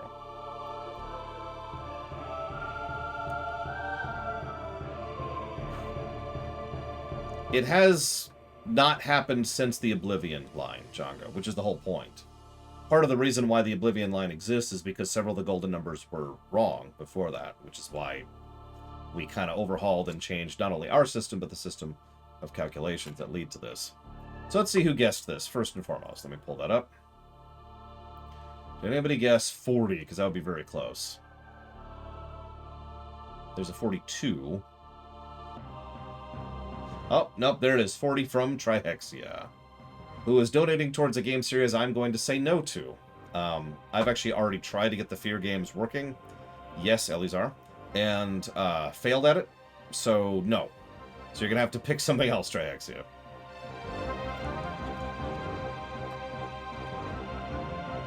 Nevertheless, congrats. Yeah, Shadow Machine tried to donate towards it. Oh, God. Django, no. Now, hang on. So, Django linked something. I wanted to read this out loud here. Let's keep the music on for just a second. Killzone Trilogy, you got it. That I can do. So this is not my words. This is something Django linked. Fallout 1 is definitely a superior piece of engineering. This is really small font. There we go. It's precise. Every element is so perfectly tailored to work with every other element. Everything plays off of itself perfectly. The world feels so rich and detailed. Don't agree with that. Yet at the same time, the ways in which you can interact with it are often shallow, and it's not that big of a world. A good example is how quick, easy, and fairly shallow the Gizmo Darkwater questline is. There's no depth to it. You pick a side and you resolve it in 10 minutes. Similarly, the way the game relies on discovering Unity and Mariposa and how the two interact often railroads you to certain paths. Sure, you can blow up a certain... you can blow both up with a certain violence-heavy build, but it makes no sense. In order to them in ways that textually make sense, you end up fairly railroaded into the Brotherhood, and there's not much to do there. I agree with that. Similarly, there's only one real way to resolve the water chip. The only depth comes from whether you do it via violence or not, and once you know where it is, you can't put that mystery back in the box. So either you textually get on a rail, I don't know what that means, what the word use of textually there is, or you break the fourth wall and just go shoot people for it. My main criticism is Fallout 1 has only one textual path that makes sense, really. You go to Vault 15, find out it's a wreck, eventually get to the Necropolis, resolve that however you please, and then you most probably end up in the Brotherhood and deal with the Mariposa Master in whatever order you choose. It's kind of like a branching railway as far as things go. Any side quests are resolved really quickly and don't have much depth other than kill this. It's still a milestone achievement in 97 terms. I agree with that completely. Fallout 2 has much more content that works whether or not you know where or what the solution is, because the path to discovery branches more textually, and there's so much more to do that you can choose to approach things at different times with different skill sets. It's a masterpiece, and I wouldn't say a flawed one, but it lacks replayability. Something it shares with Planescape Torment, really, the best book you will ever play. Fallout 2 has a lot more quests that can be resolved with or without violence and have more branching stages. A good example is the Gecko Reactor, where you can make multiple choices internally, whether to blow it up, talking to the default city councilor for an alternative solution that works in your favor, enhancing its output, whether or not use violence to get a reactor card, and how you approach repairing the machine at the end. You know where it ends. This is what I call all roads lead to Rome game design. You either repair it or you blow it up, but there's a lot of sub-branching in there and a lot of elements that allow you to play your class to influence your approach. Whereas the water chip is ultimately you shoot the ghouls and steal it, or you don't. There's no internal branching. The Mariposa base, either disguise and walk in and set the self-destruct or shoot everyone. The Master, same deal.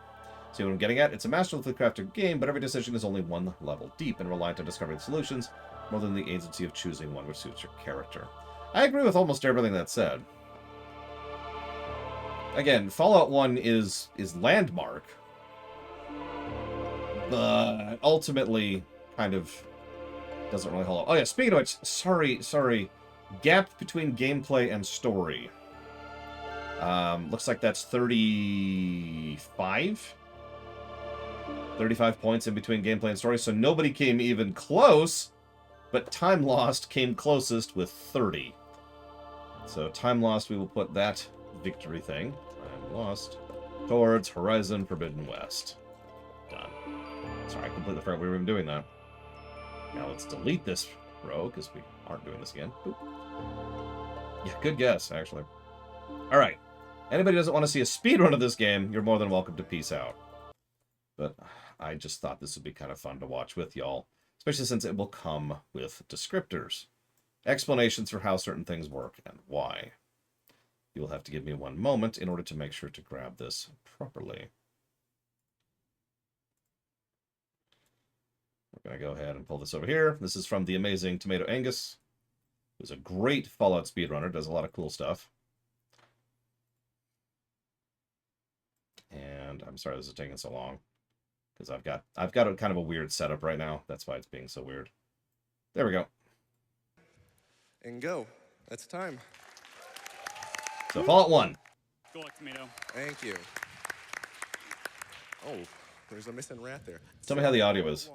What is the story of it, you may ask? Pretty much we're from this vault, Vault 13, and we need a new water chip. So we're sent out to voyage into the wasteland.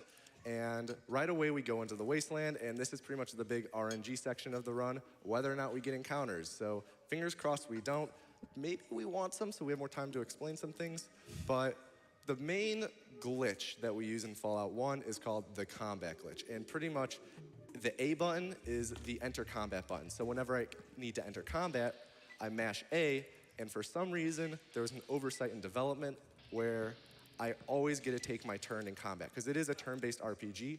So if you just mash to enter combat over and over and over, when your turn ends, you get to go again. I always compare it to the kid who you play board games with growing up, who always said it was his turn. But pretty much that's Fallout 1, the main tech in it. Other than that, we're just playing through the game in a very accelerated fashion. And the first place we need to go to is Mariposa Military Base, which is a military base run by a bunch of super mutants and Nightkin. So once we're here, we need to destroy it. The fastest way to destroy it is to pretty much trigger a nuclear, I think it's a meltdown, pretty much trigger to explode. So this is what Covert was talking about earlier, because we need to come up to this terminal and we're just going to science it. And that is the actual term in the game, is just science. So we have now triggered it to explode in 300 seconds. So that's one of 2 objectives pretty much done for this run. There are 2 main objectives. So, and then also when I'm running around, I'm going to be mashing to click, like I'm going to be clicking over and over and over for wherever I need to go. And that makes me actually move faster, because this game has a bugged running animation where if you click non-stop, you will move slightly faster because the animation will start over. I think that's how it works. So pretty much, it's called speed clicking, and that's a big thing in both Fallout 1 and 2. So whenever I'm clicking to either go pretty much any directional, or any diagonal direction, I'm going to be speed clicking, because it only works on diagonals. It doesn't work straight up or straight down. I need to pop one more stim pack, because these things take away our health, and I don't want to die. So yeah, notice he's managing his health. You also notice how he warped into the middle of the base by letting himself get caught, too. The female actually has a shorter running animation cycle. So she is actually naturally faster than the male in this game.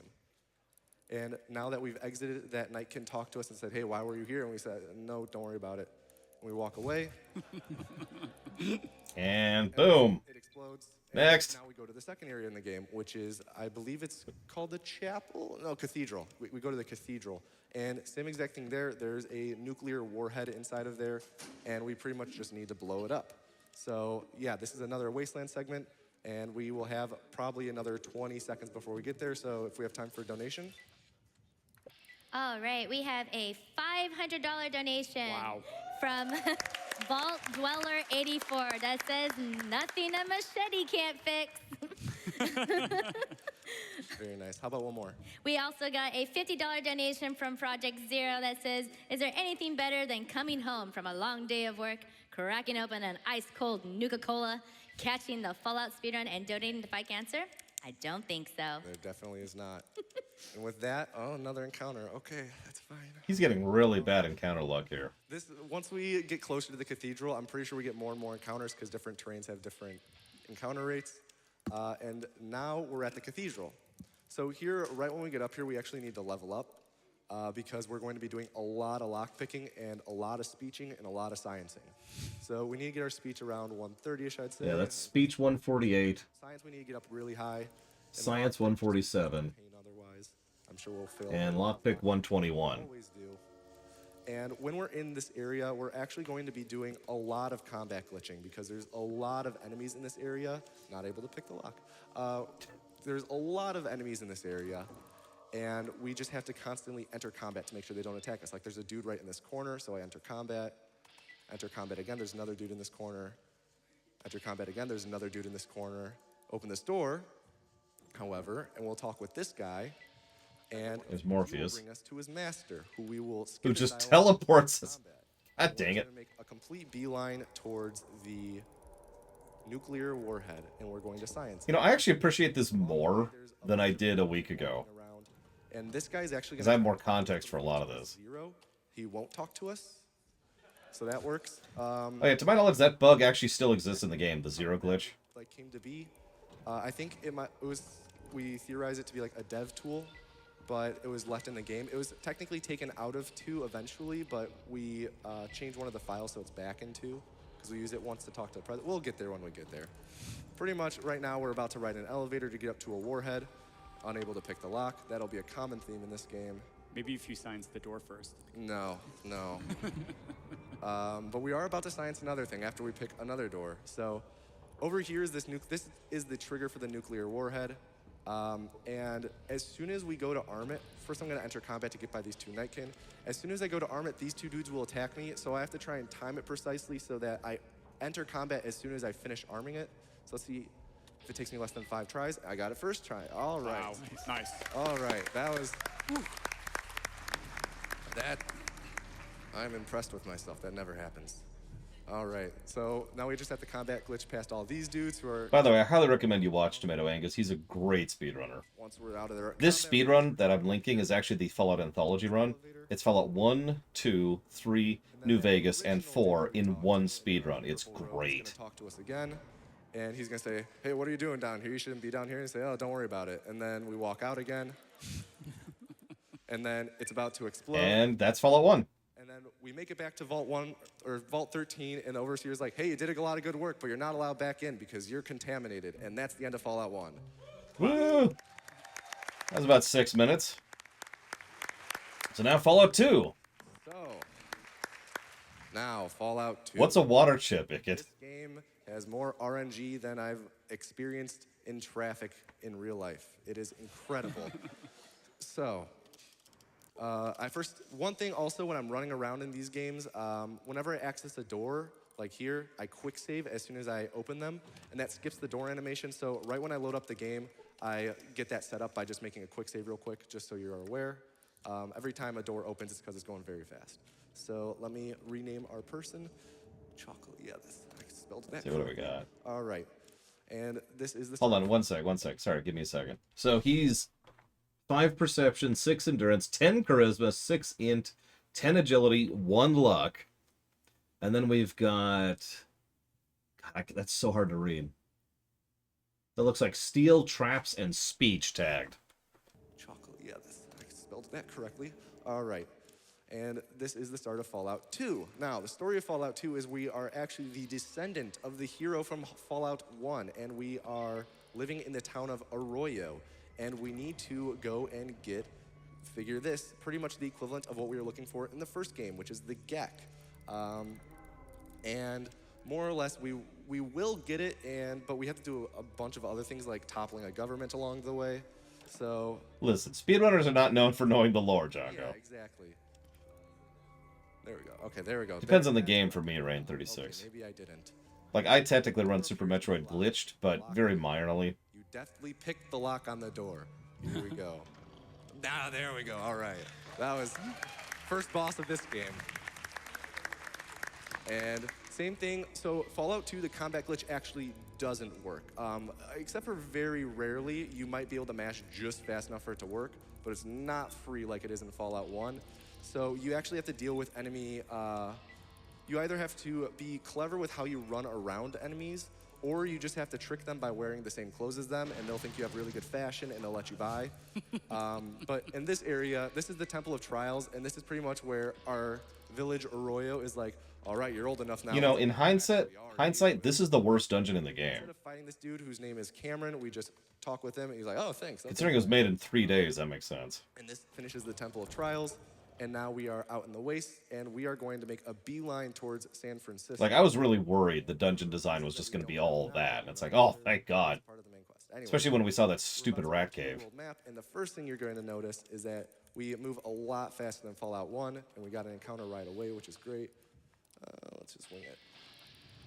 Yeah, there we go. I was actually able to combat glitch that, but it goes much faster on the world map than Fallout 1, and that's because of another oversight in development that was actually patched out of the game. But in the recent releases of the game, they gave you the option to actually re-enable it, so we did that. Yeah, exactly, Blackhead. Once we're here, we're going to pickpocket this vendor named Lao Chu. We're going to take all of his coins from him, and he will seemingly not notice. And we're going to try and buy a bunch of things from him. Let's see what he has. So we need some items that will lower our intelligence, which he didn't spawn with. So we're just gonna buy 1 plastic explosive from him right now. And we need to refresh his inventory. So the way I'm gonna do that is I'm going to go out in the world map and waste 4 days. So in the top right corner, you see the dates. That's about 4, sure. Okay, that's a little more than 4. All right, here we go. So we're gonna speak with him again, see what he has as an inventory, and we don't really have a lot of caps right now. There we go, we wanted mentats, that's good. All right, perfect. This will be playing it by the skin of our teeth in terms of items, but it works. So Lao Chu has the items we want, but we don't have the caps he wants, so instead that plastic explosive we bought from him a week ago, we're going to arm it and try and give it back to him. Hopefully that will give us store credit. He accepted it that time. So now we have to heal ourselves, and healing ourselves actually fast forwards the game by I think 10 minutes. And that is enough time for the 1 minute duration that we armed the bomb for to pass. And unfortunately, he didn't die there. He accepted it again there, and we need him to die. You know if he dies, if he goes face up, which he's face down there, so he's still alive. So I don't know how you survive a bomb in your pocket, but that's just Fallout 2. So we're gonna keep trying to get store credit from him. Let's see if this time works.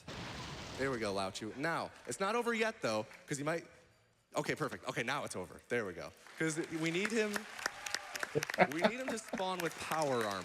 And he didn't spawn with power armor. And sometimes you'll try and kill him for 5 minutes and he won't spawn with power armor. And you're like, what have I been doing this whole time? So now that we have bombs, we're going to go and confront a man named Ken Lee.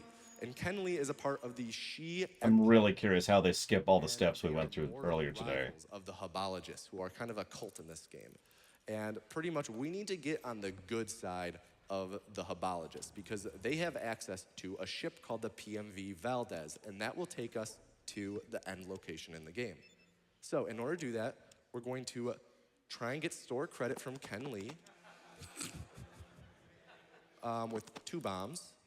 2 bombs is kind of risky because he has 90 health, and the bombs on average do 45 health. So it's about a coin toss whether or not he's gonna die. So I'm gonna sneak and heal myself again, which passes 10 minutes. Let's look in the bottom. I have, but I don't remember the details, Ross. And again, I have more context now Roll on this. because we just beat this game. He did not die, so we're just gonna reload and get more store credit. No, hands off. Come on, Ken, I'm doing you a favor. Run! He didn't like that, so Ken Lee is the most annoying NPC in any video game that's ever existed for this exact reason.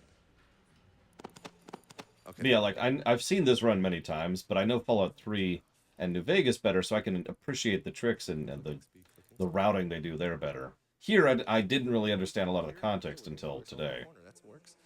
Okay, no, there we go. The reason why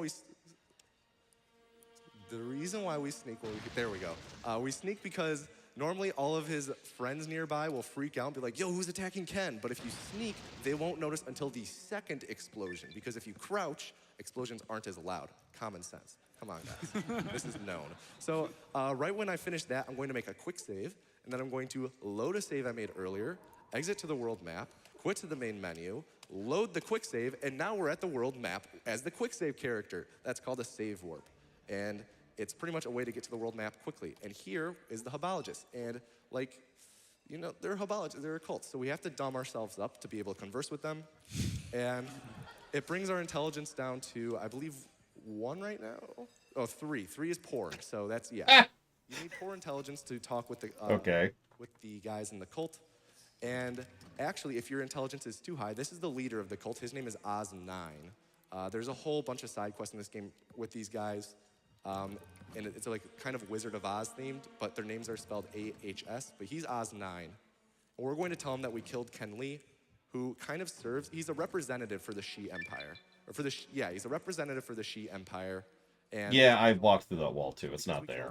He's like, oh, that's pretty much the same as killing their leader. You can take the PMV Valdez, you're good to go.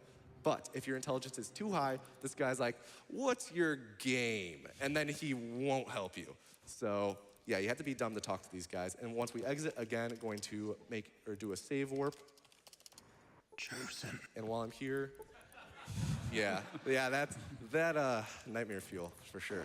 Okay, so around the now ship. we're at the PMV Valdez, right? And while I was on the world map, similar to how I passed a bunch of time to refresh Lao Chu's inventory, I passed a bit of time to get the positive effects from Psycho, which was the drug that we took to lower our intelligence. So this actually raises our intelligence now, because we're going to have to talk to a scientist soon. And scientists are smart.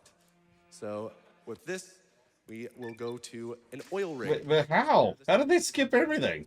Pretty much, we need to get the Gek, and the bad guys in this game are the Enclave. So the Enclave have a big bad man who's their general named Frank Horrigan, and Frank Horrigan is half human, but half what? He's like 8 feet tall, something like that. I don't know. But pretty much we need to blow up the oil rig, kill Frank Horrigan, and also get the Gek for Arroyo, which is our hometown. So our goal right now, oh, we also, well, it's kind of like kill Frank Horrigan part A. Like, this is the second part. We need to get a... Wow, time lost. That's... Ow. That will help us kill Frank Horrigan. You'll see why. And who do you get the presidential key card from? None other than the President of the United States. So we'll get there in a second. Right now, though, we just need to get to the Gek, which is in this room off to the side over here. And every time I open one of these doors, I quick save, as I was talking about earlier. Oh, I took a little damage. These floors are electric, so... Yeah, screw this maze so hard. You'll get zapped. And up here is where the Gek is. And see, all these dudes normally would be like, oh, I'm gonna kill you. But because we're wearing very outdated power armor, and they're also wearing up-to-date power armor, they say, you're fine, you're fine. You can walk right by us, so. Jesus Christ. Yeah, that's kind of my reaction, Django. But we're the Hubologist is just like, yeah, we're gonna deal with everything. You got this. He is right here, and his name is, let's see, it doesn't say it. I'll just read it. His name is Dick Richardson. And that is his actual name, I swear to God. And he has the presidential key card on him. And the reason why we want that... Yeah, this is why I got 2 pluses. Yeah, I just realized something. To help us in our fight against Frank. There we go. Sorry. He's slightly higher resolution. No way in hell we're going to be able to fight him as is. So when we go up to when we go up to Dick Richardson, we're going to zero his dialogue like we did with those Nightkin earlier. And we're going to arm the bomb. Get some store credit. Sneak and crouch in the corner. Explode. Hope he stays dead. He did. And no one notices the explosion because we were crouched in the corner.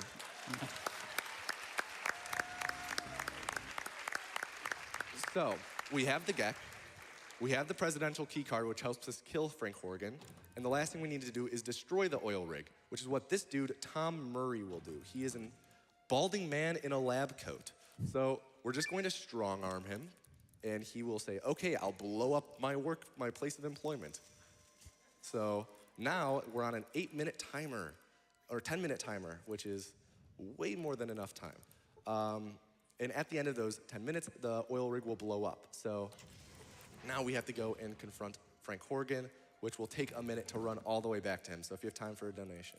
One of my favorite types of jokes is, what if a speedrun was in lore? Like if this was how things happened in lore. Try to picture Fallout 1 and 2 if this is what actually happened canonically. Like, the Chosen One gets up and is like, I got this, and just races across the overworld, beelines for San Francisco, bombs some random vendor. And there's very fun ways to break them apart. And Kill some dude. For no reason. We'll get there when we get there, though. So these guys, this guy is Sergeant Granite. He's the leader of this platoon, and we pretty much convinced him to kill his boss for us. So they're going to help in the fight. And then we're also going to come over here and trigger... Yeah, exactly. I've got a really good feeling about San Francisco. Let's go there. And now all of these turrets will attack Frank Horrigan. And Frank Horrigan, as I said...